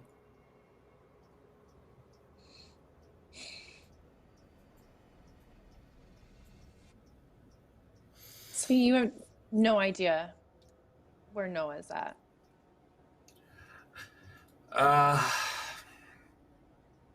Not at the moment. He's been gone for a little while. Has Noah caused any problems here Here? No. with anybody? He was kind of cool at the party. Like I said, he was kind of attached to the hip to this strange woman that showed up. Other than kind of kicking things off, as it were. It wasn't really random debris drifting to my coffee cup. Sorry. No, nothing out of the ordinary. He didn't pick any fights with anybody. We didn't have to throw him out. He just kind of left with this lady afterwards. they used one of the spare rooms during the party, and Could we see that spare room? I know this is your home, so it's intrusive, but very What? worried. For you, Zeke, anything. Come on in. Thank you, Leah. Yeah, and so she lets you all in, and Leah's not a college student by any means. She's probably just a couple years older, probably works in the fashion industry, being able to afford this high-rise apartment. Much like the exterior of the hallways and the rest of this building, everything looks really nice and immaculate to the three that are not Ezekiel. Ezekiel, you notice small things that stand out. There are small, very subtle cracks along the door frame or mold on the counter. There's even just a bit of growth on the coffee mug that she's got in her hand. And like as she goes to take subtle sips, she doesn't seem to be aware that the mold is right up against her lips as she's sipping at her coffee. Okay. What about when we get to the spare room?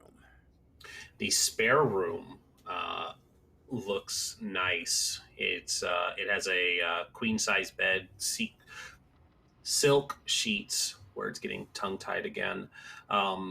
It looks like it's a room meant for entertainment. There's nothing depraved here.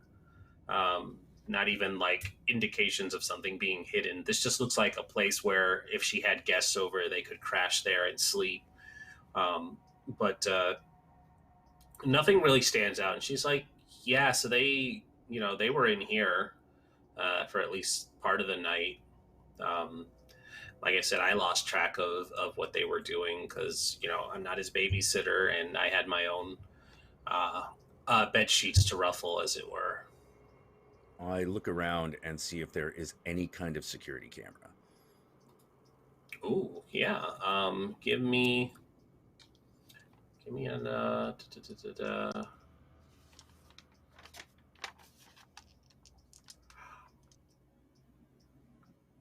give me an investigate roll, and this will just be a yes or no if you get a success. If you get a 15 plus, I'll give you something extra. Okay, so an investigate roll is just plus intuition? With plus reason. Plus reason. Oh, plus reason. I got a 6. All right. It's information anyway, but you pay a price for it. Ooh, this says I get to make a move. All right.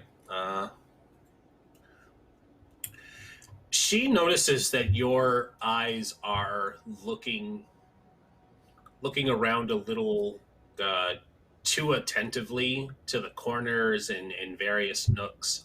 Ezekiel, you are the kind of person who knows where to look for these sort of things.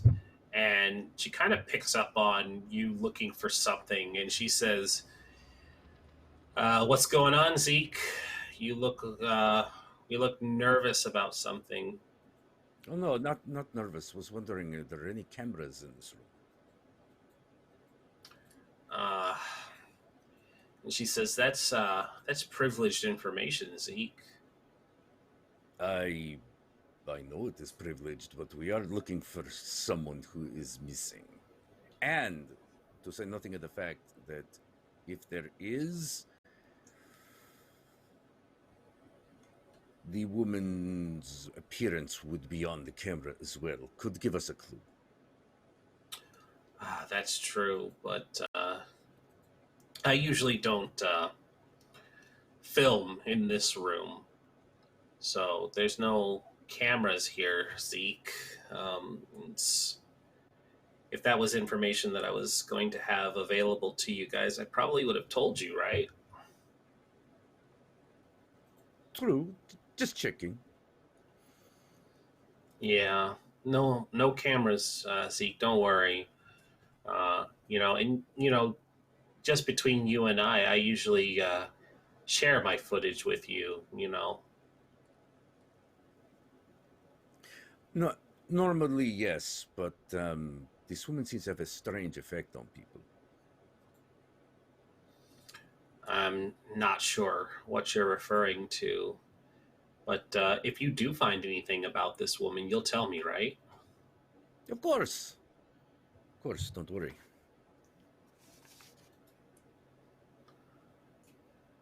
Hmm. Unfortunately, there does not seem to be anything else here. Did anything else? Leah, is there anything else you can think of that happened that night that might relate to this? Is something out of the ordinary. Even for us.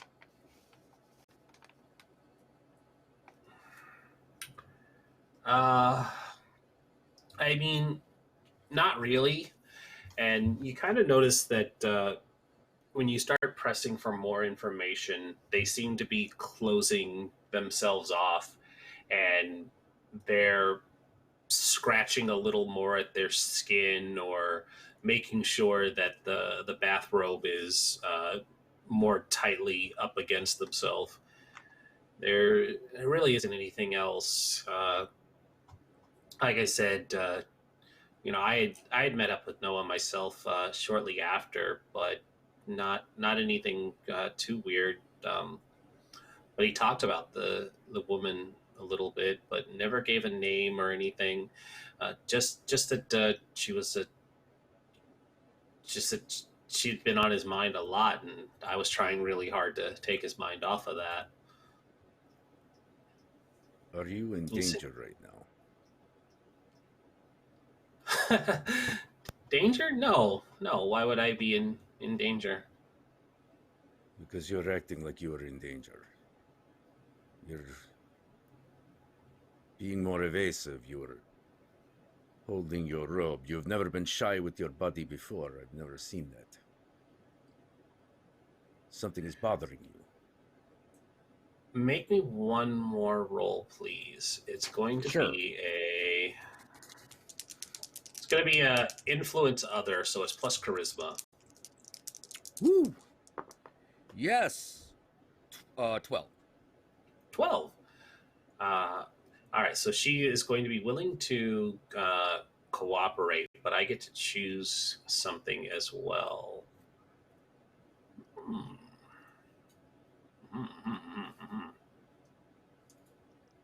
Gotcha. Cool. When you seem a little more persuasive, and as somebody that could call themselves one of Leia's friends, she looks down at the floor and then to the two ladies and says, you said he was your girlfriend. Ha- have you gotten tested lately? Oh, I haven't seen him in over a month. And almost a month. No, why would I get tested? And she opens up the robe, and while she is dressed underneath, it is just her undergarments, and she reveals that she has some strange blue splotches across her stomach with bulging dark veins that seem to make a vortex like pattern, and the skin is inflamed around it, making a nasty looking rash. I, I think I might have caught something from having sex with Noah. What makes you so sure it was Noah? It didn't show up until after. It doesn't look like any kind of Wait. STD So I've seen. wait. Hold on, Leah. So you're telling me that at some point after the party, because like during the party, I mean, it could be Yeah, anybody. I hooked up with him after the party. He was. How long he after? was maybe a week. Go on. But yeah, no, we hooked up, and he was a little more open than I had seen him before, and I mean he was all over that woman at the party, but this was different, and he seemed a little obsessed, and he would talk about her, and I wanted to just take his mind off of that, and so. But this started up a little bit after that, and I don't know what it is, and it's just it's it. I think I got it because of him, so you might want to get tested yourself and make sure that there's nothing weird like this happening to you, right? You said it's like just like on her abdomen. Yeah, it's on her abdomen, and it's kind of spiraling out like a vortex, and where it's going under cloth and clothing, it's looking really irritated and rashed. Well, I never thought Noah was the kind of guy to cheat on me. And she's saying this as she's like lifting up her shirt to show like her abdomen, but just her abdomen. It's like we had sex quite a few times after that party. No weird things. I think I'm fine. Yeah, so you probably got it from someone else. How did you, Ashlyn? I don't want to be.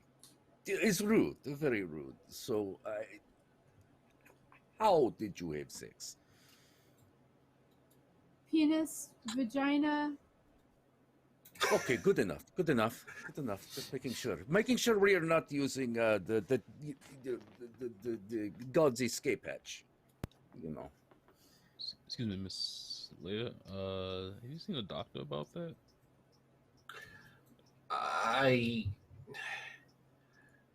No, I should. Here I am telling you all to get tested, and I've been too embarrassed to do it. I looked up on the line, and I couldn't find anything about it, so I've been really worried. Yeah, it's probably not something you should wait on. You're right. Every time I try to think about it and get to a doctor, I kind of start thinking about that woman again, and then I get distracted trying to find out who she was.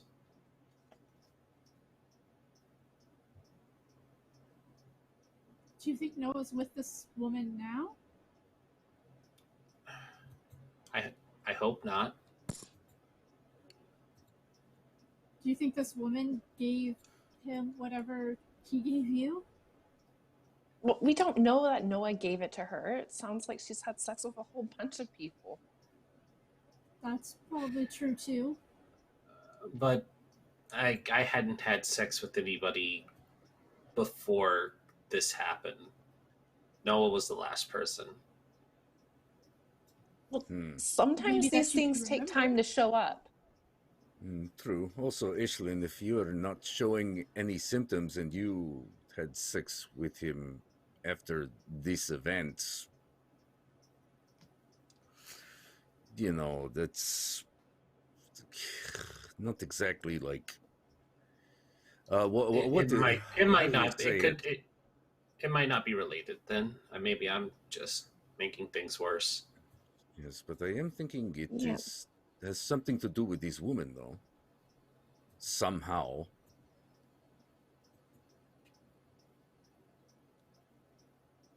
Everyone who sees her seems to kind of, get the thing for her. I mean, she sounds amazing, but I mean, like, don't go to doctor amazing. Doesn't it strike you as odd? I mean, she doesn't sound that amazing.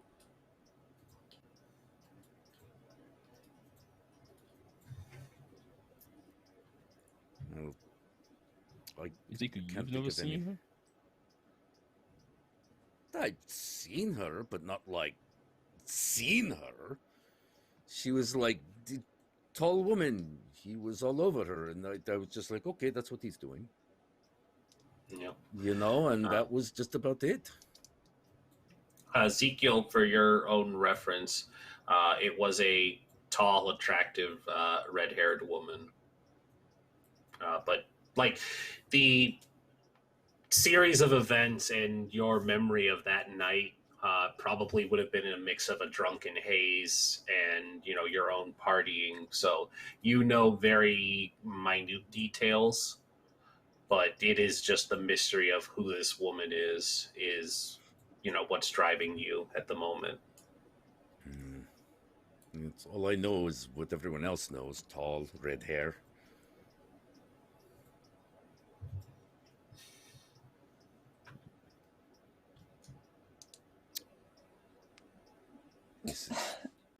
I guess So what the do we only do thing next? left.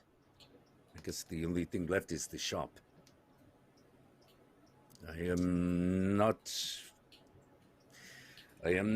not feeling too very hopeful that we will find anything, but it is something. I can't believe he would visit a shop like that so often that he has a pamphlet. Leah, did he say anything? You had this encounter. Did he say anything that would give you an idea of where he could have gone?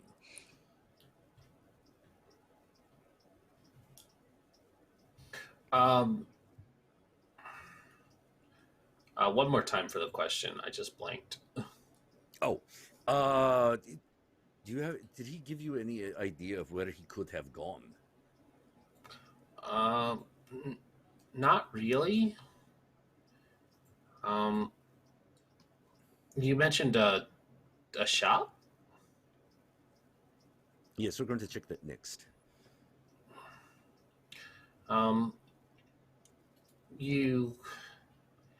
I haven't really had an idea of where he might have gone, but if he's been going to this sex shop, there are a lot of people there who like to swing and hook up there. You might also consider trying more parties. Have you heard any more that were like yours? Because yours was the last one I heard of, and I usually know these things. Well, there is one happening tonight that I do know of. Yeah. I can give you the address, actually. I'd really appreciate it. Yeah, she goes over to she exits the guest room and goes to like her coffee table and takes out a pen and writes down a location. And you'd recognize the area. It's not too far from here. And she says, yeah, it's actually going to be starting up in a couple hours. I was planning to go, but maybe I should go over to urgent care or something instead. I think that would be a good idea. Yes, I agree. You need to take care of yourself. Yeah. And of course, you have my number if you need to tell me anything.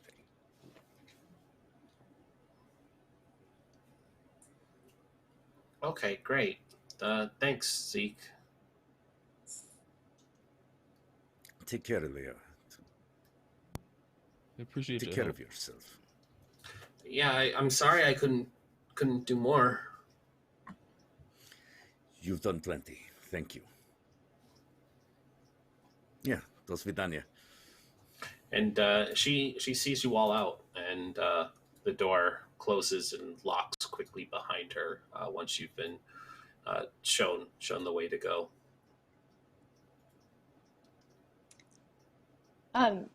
Can Norah quickly pull Ashlin aside while like the professor and Ezekiel go on ahead?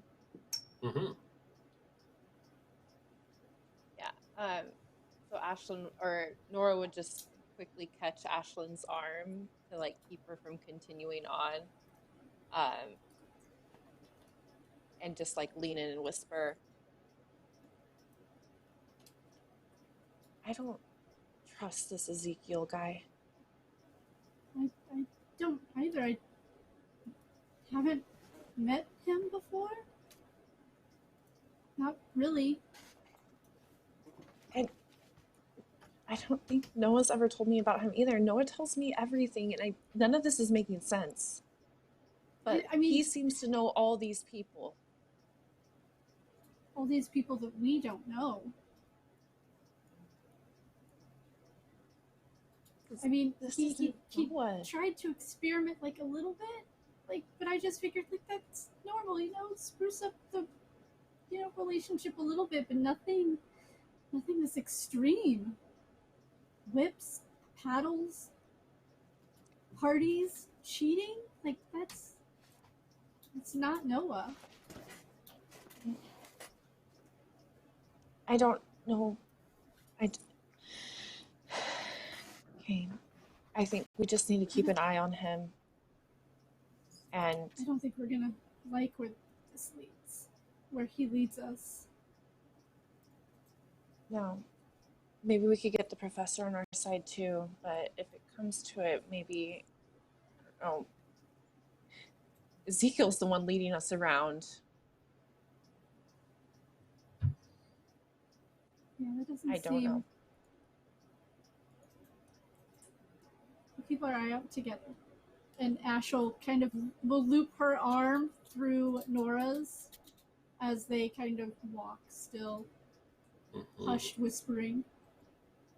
Yeah, catch up. Yep. And so as we're nearing the end here, we would have time for one more scene. Where do you guys plan to go this evening? Did you want to check out one of the parties or head straight to the sex shop? I think the sex shop would be a good. Would there be time to do both?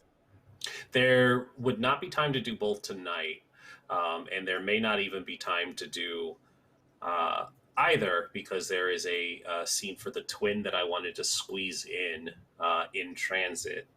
Oh no! I meant for like the characters' night. Oh, absolutely, yes. The characters, by all means, can do both. There's no rush to get to the sex shop. The party is happening tonight, so if something ties you up at the sex shop, you may not have that opportunity. But the party is an optional route if you want to go that way. I think like the full disclosure out of character, it's optional. You don't have to go that way. It'll just add some extra insight. Okay, I think the shop would probably be the next order of business, because we'll know very. Yeah, actually, what he would say is I think the shop would be the next order of business. We'll know very quickly whether or not there are any leads there. But Noah's been at parties a lot. Party. Yes, but the party also does not start for a few hours. We could spin our gears, or we could do something. I guess we could pop in real fast. Yes, what I said. In and out. I want to go to that party. I want to find this woman that everybody's talking about. Remember, there's also no guarantee she will be there. Yeah, well, we won't know unless we're there. Okay, just say. Hopefully help. Maybe the professor should dress down a little for a party. No, he's fine. Like you look like a college professor, right? Yeah, he's very college professor. Yeah, the cool professor at the party. He'll be fine. Yeah, he'll be fine. Like what? Do you think everyone comes in all the time looking like Pinhead? No, it's not how it is. Maybe a few students will want to try and get an A. You seem pretty calm and collected about all of this. You don't really seem too perturbed, Professor. I'm from sorry, thought you were speaking to me. I've seen students do a lot of things. learning this about Noah is surprising, but Did you know him I'm taking before Ezekiel knew him? I've known him for at least a year. He's been in my class the whole time.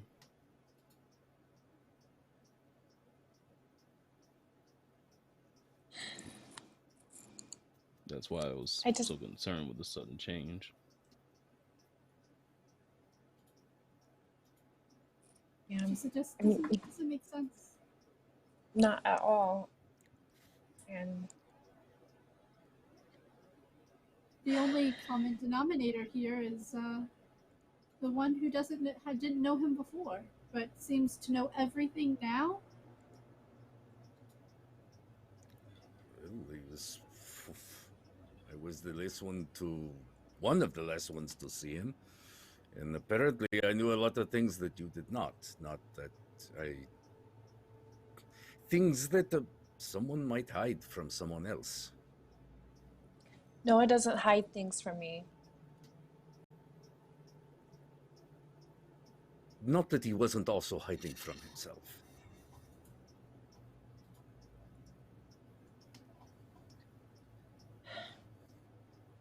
I believe you. I believe you. I am just saying, people hide things from themselves, and then they do not tell people that they love. Because it's that love that causes them to be afraid. Do you? Oh. You don't. I play it. That's not true. I just play it a little closer to the chest.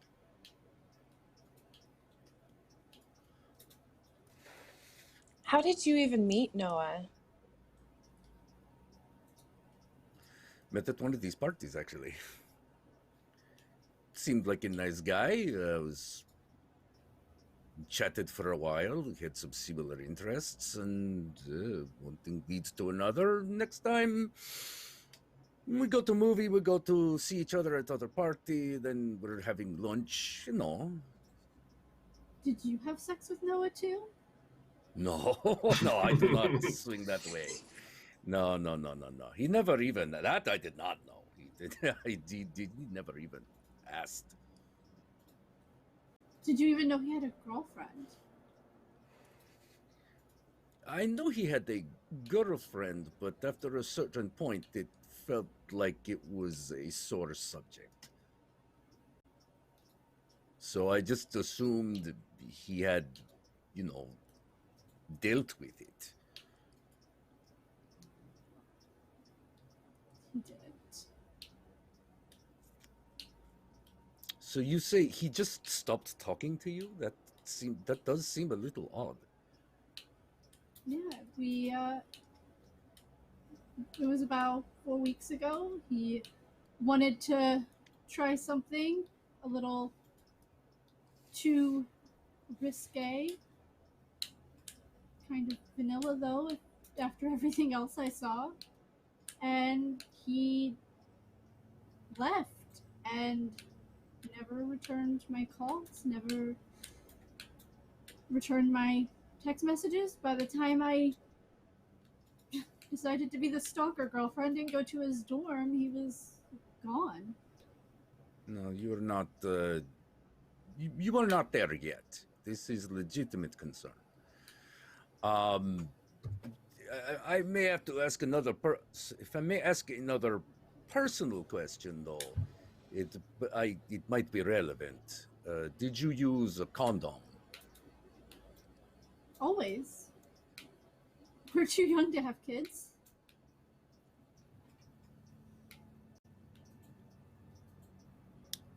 It could be important. It's probably very good that you did. My brother isn't spreading STIs. The brother you knew would not. You do not know the brother who has one until he has one.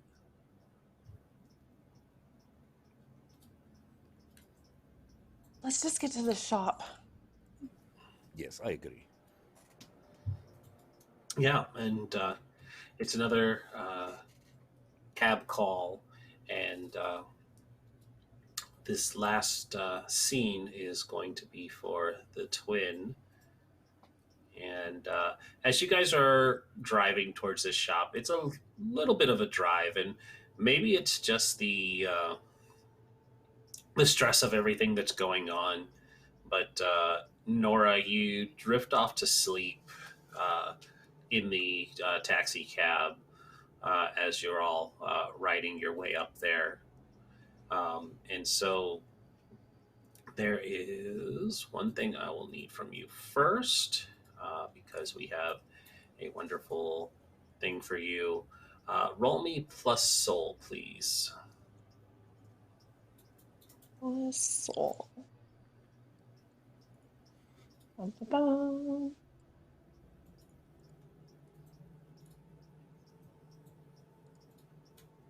Oh, fun. You do have your boon, by the way. Nah, I want to see what happens. You want to see what happens? Great. All right, that's gonna make this very fun. Okay.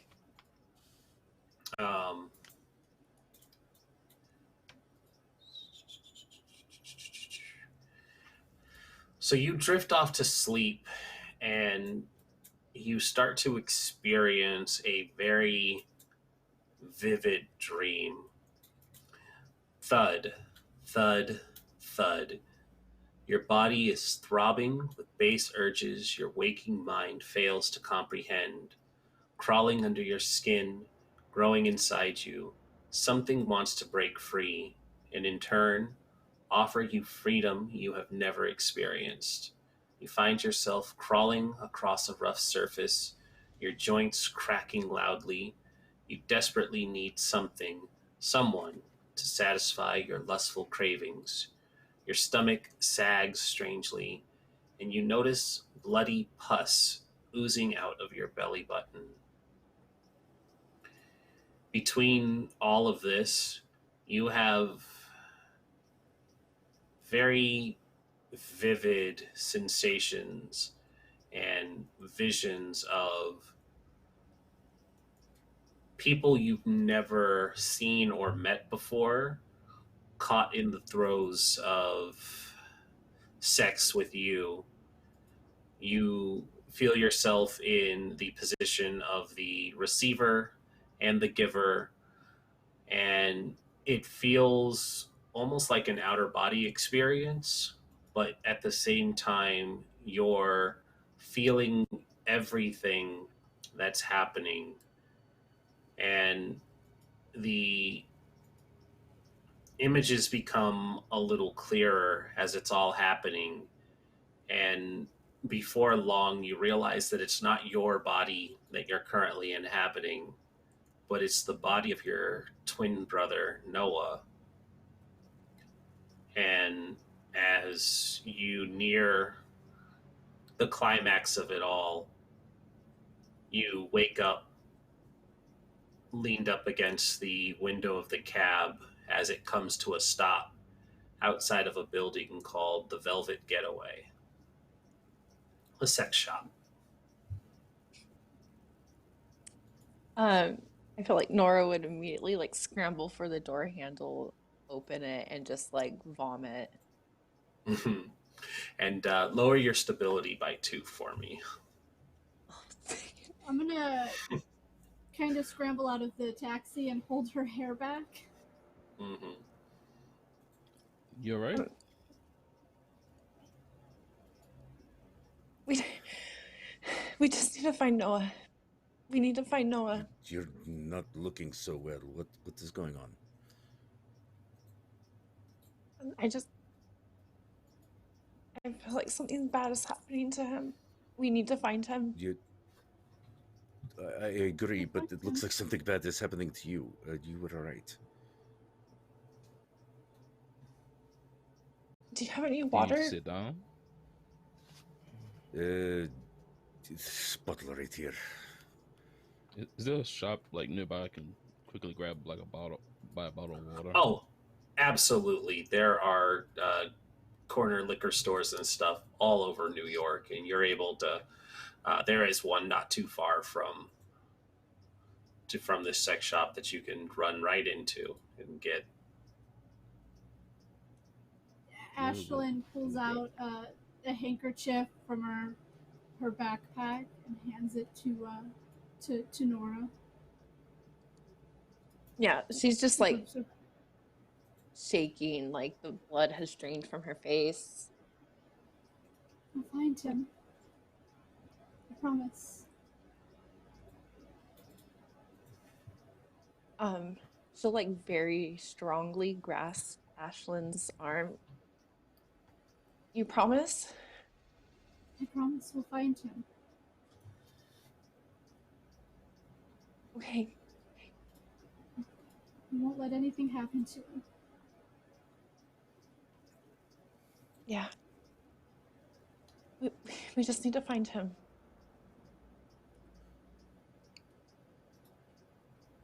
Soon, I hope. She'll like brush her mouth and try and straighten up before. Okay. When you go to rinse and get this awful taste out of your mouth, there's an off-putting, salty griminess to it all.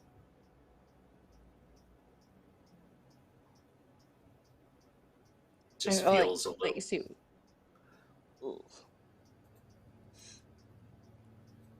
she'd like rinse and like spit the water out, but do it like a couple more times just to like try and get rid of that taste. Mm-hmm. And we got a couple minutes left, so I can have us walk in to the shop. And so as you guys enter this shop, it is an establishment that does not hide what it is. The front section of it has various shelves filled with toys of every size and flavor of kink that you could think of. And as you travel deeper into the shop itself, it goes from more lighthearted and curious exploration into the more, what's the word I'm looking for, specialized kinks and desires. A lot of it's divided by clothing racks that have various outfits that one could wear, but there are a few employees there.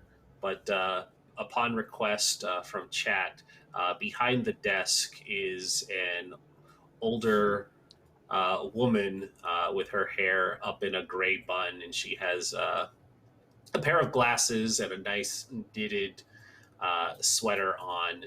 And she looks at you all and she says, "Oh, welcome to the Velvet Getaway, dearies." Do I know her? You would know that she only goes by the name of Miss Crabapple. Oh, it's like, Miss Crabapple, how are you? Oh, Of course I'm he knows doing. her. she says, "Zeke, you strapping stud, it's so nice to see you again. I'm doing quite well. The new hip is in place, and I've been keeping the shop a-bustling."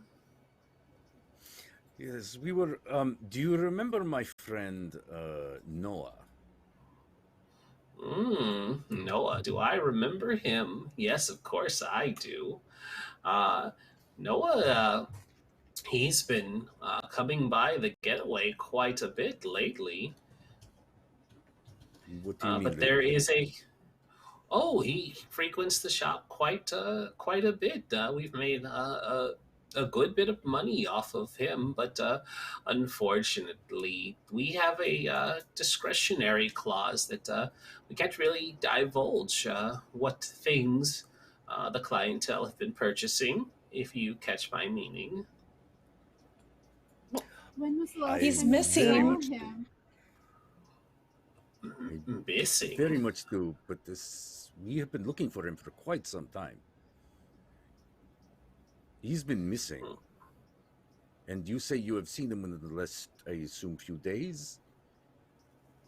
Well, it's been more like a week or so since he's last come in. He's gotten very different since we saw him a few months ago.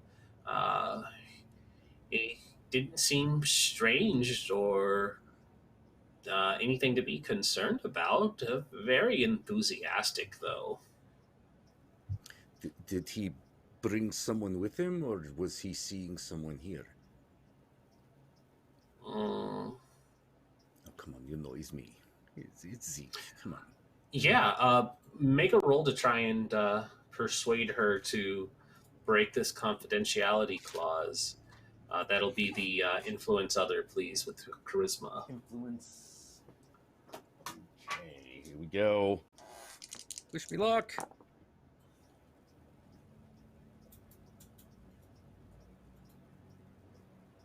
Oh dear, is that? I was like, is it that bad? 13. I was like trying to remember. Well, one of them was a 1, so I was like 1 and 0, but that means 11, as opposed to 1. That'd be an 11. Yeah. And so she says, well, and she kind of. It seems like between Zeke's charming personality and realizing just from appearances that Norah might be family, she says, well, I suppose it wouldn't hurt to help with your investigation since you're looking for your lost brother there. He was here by himself, and well, all things considered, he had purchased my services as well. I do moonlight from time to time, and she kind of looks Norah over. Look. She looks to the professor and whispers, "My safe word is teacup, by the way." And she says he had been exploring a few interesting things and made a few purchases: suspension harnesses, gags, whips, chastity belts. So quite a lengthy list. I was happy to provide a service for monetary values as well. Nothing too unusual, right? Beyond going into a bit of a sub frenzy, no. Okay, nothing that I could not buy myself from the shop. No. But you said you were looking for him. I might be able to help just a little bit more. And she takes out a little black book, and she goes down the list, and she says, one of the orders did have a delivery address. I'm not supposed to give away this sort of information, but it might help you. Please, anything that can help. Yes, and she'll write it down, and the locals of the area, Ashlin, the professor, and Zeke, you'll recognize that this address does belong to not Noah's dorm, but a completely different one. And the address is in a shadier part of town, and it's full of unsavory characters.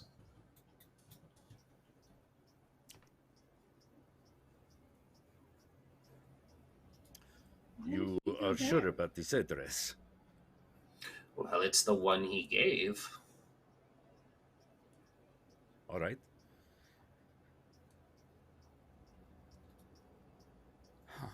What were you going to say, Ashlin? Just, that's not a part of town I would have ever thought he'd go to. If he was running away, I would assume so. That was what I was thinking. He's not running away. Why would you think he's running away? Because he is hiding. He's hiding He detached somewhere. himself from all four of us. No, he's been taken by whoever I'm this not saying woman he is. is not. I'm not saying he is not, but I am thinking that maybe we are not the ones he is trying to hide from. No, I don't know you, Ezekiel, and I don't trust what you are thinking right now. If your brother, look, I'm not blind. If your brother wanted to disappear and I had something to do with it, would I even be here?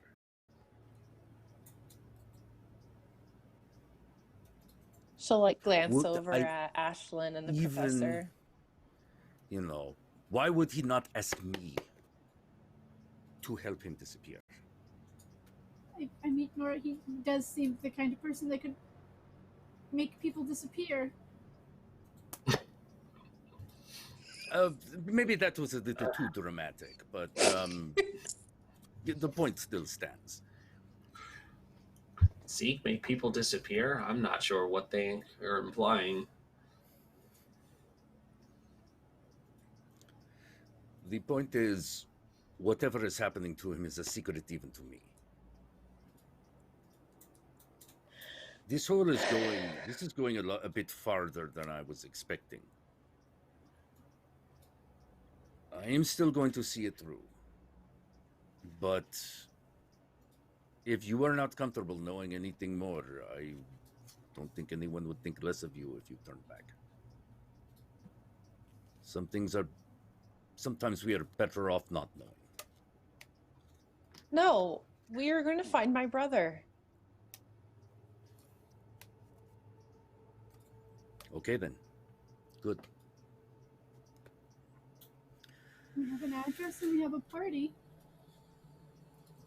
Yeah, and the important thing to note is these are two completely different locations. The party, coincidentally, is not in the same spot. So you do have two totally separate leads and a lot of concerning information about what is happening to Noah. But it would seem that everybody you're talking to, the evidence of something being amiss is mounting up. And with the conclusion of talking to the delightful Mistress Crabapple, it'll be where we wrap up for the evening because we are at our 3-hour mark.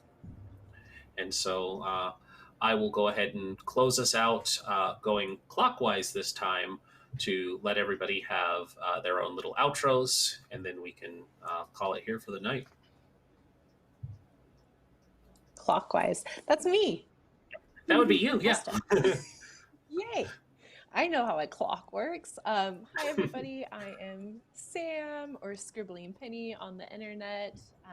You can find me all over Weave. I am the community manager, and I love KULT. So it's been so fun to play this tonight. Not going how I was expecting it to go, which is amazing. And Rendis is an absolutely amazing GM. So, yep. Don't kill me. That's me. All right. Great. Right on down to Jack.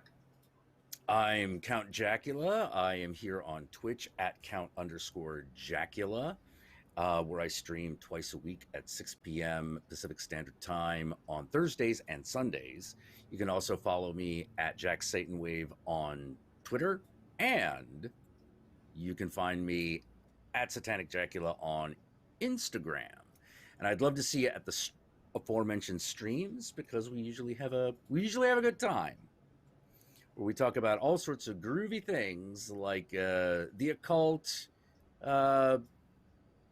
fetish stuff, and all sorts of other like kind of taboo topics that are just sort of fun to wallow in for a few hours.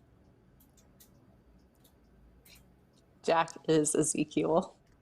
Yeah. Jack is Ezekiel confirmed. Yeah. Every character has to somehow be a reflection of me, you know? Yeah. Listen, it's fine. All right, we'll jump it right on over to Sphinx.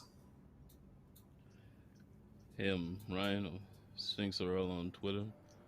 Other than here, you can find me on Emerald City GMG for the City of Mist game every other Saturday. I think this game is 19th at 3 Central. And also on Honey and Dice's channel, playing Call of Cthulhu, Clockwork Vines on Sunday nights at 7 Central.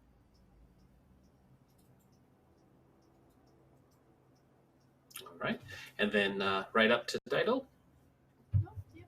I am Dido. You can find me on Twitter at Dido11, and you can catch me on Swindler's Den on Mondays, where I play a half-orc druid who was actually recently infected with a cold parasite. So that's been a fun change. And then also on Swindler's Den on Wednesdays, I play a sorcerer where we're playing Icewind Dale. So that's been fun. Who she was also recently possessed. So there's a theme going Running theme on. here. Yes. And then on Saturdays, you can catch me with Ren again over on Partyway. Yep. And to close it out, once again, hi, I'm Rindis of Party Wipe Games. I am usually found here on Weave the Tale, at least one game every season. It seems it's been going on for about a year now. I'm always happy to be here. This is my first time running a game for this channel, and I was definitely super nervous, but we found our stride as we were going, and it's only going to get better from here. This has been a Helmgast scenario that they wanted us to run, and I am realizing I'm going to need to find a way to pad it out because we cleared through a good portion of it already. So I may need to improvise a little bit next session to kind of stretch this out a little bit because you guys dipped into it's a 3-part, and I was hoping for some reason I was like, I'll be able to do like stretch 3 parts into 2 episodes each. No, you guys plowed through the first part and a little bit into the second, and I was like, nah, it's fine. So we'll figure something out and stretch this out a little bit. Maybe have something come for Ezekiel because he has a few consequences that are just hanging in the background from some rolls earlier. So next week is going to be fun. I'm excited for that. As far as where you can find me besides here, my own channel, Party Wipe Games, we do a lot of stuff. Tuesdays, we play Vampire the Masquerade, where I am the storyteller there. They have a Camarilla-focused coterie based out of Phoenix. Thursdays, I record with Mitch, the wonderful Penny for a Tale, doing Truthvang. We are almost finished with that game. It's been kind of running over late because his Kickstarter for Necrobiotic ended last night. Very hyped to announce that one for him because I threw a lot of money at it, and I'm going to be in the book, at least as a character, so that'll be fun to be included in that. Yeah. Thursdays. There's another game that I play on Valdrian's channel where I am a silver-tongued prostitute character who will talk or sleep their way through all of the problems and also scare off bears by acting way bigger than they are. Also on Fridays, coming up soon at the end of the month, that will happen literally before this game, so I have a busy Friday night. Over on Nomedic's channel, I will be running Kids on Brooms. That'll be a Roll20 spotlight, so look out for that one. It'll be happening from 7 to 9, I believe. So right before this game, I will literally have time to grab some coffee from our wonderful sponsor. I do have a thing of coffee that I have been working my way through, and they are great. You should check them out again if you haven't looked at them. Grinding coffee is great. I will continue to hype them up for as long as possible because their coffee is delicious. Saturdays, Dido already mentioned, we play Dungeons & Dragons 5th edition. And then on Sundays, we have a game of Savage Worlds that we play using Weird World War II, where we play a fantasy version of World War II, where the fascists have been replaced by dark elves, and we are a resistance movement trying to keep them from taking over our country. And we have changed Hydra into a non-evil organization, and we have decided to call ourselves the Hydras. So hail Hydra, everyone. That'll be where I wrap up and stop running this for too long. So thanks, everyone.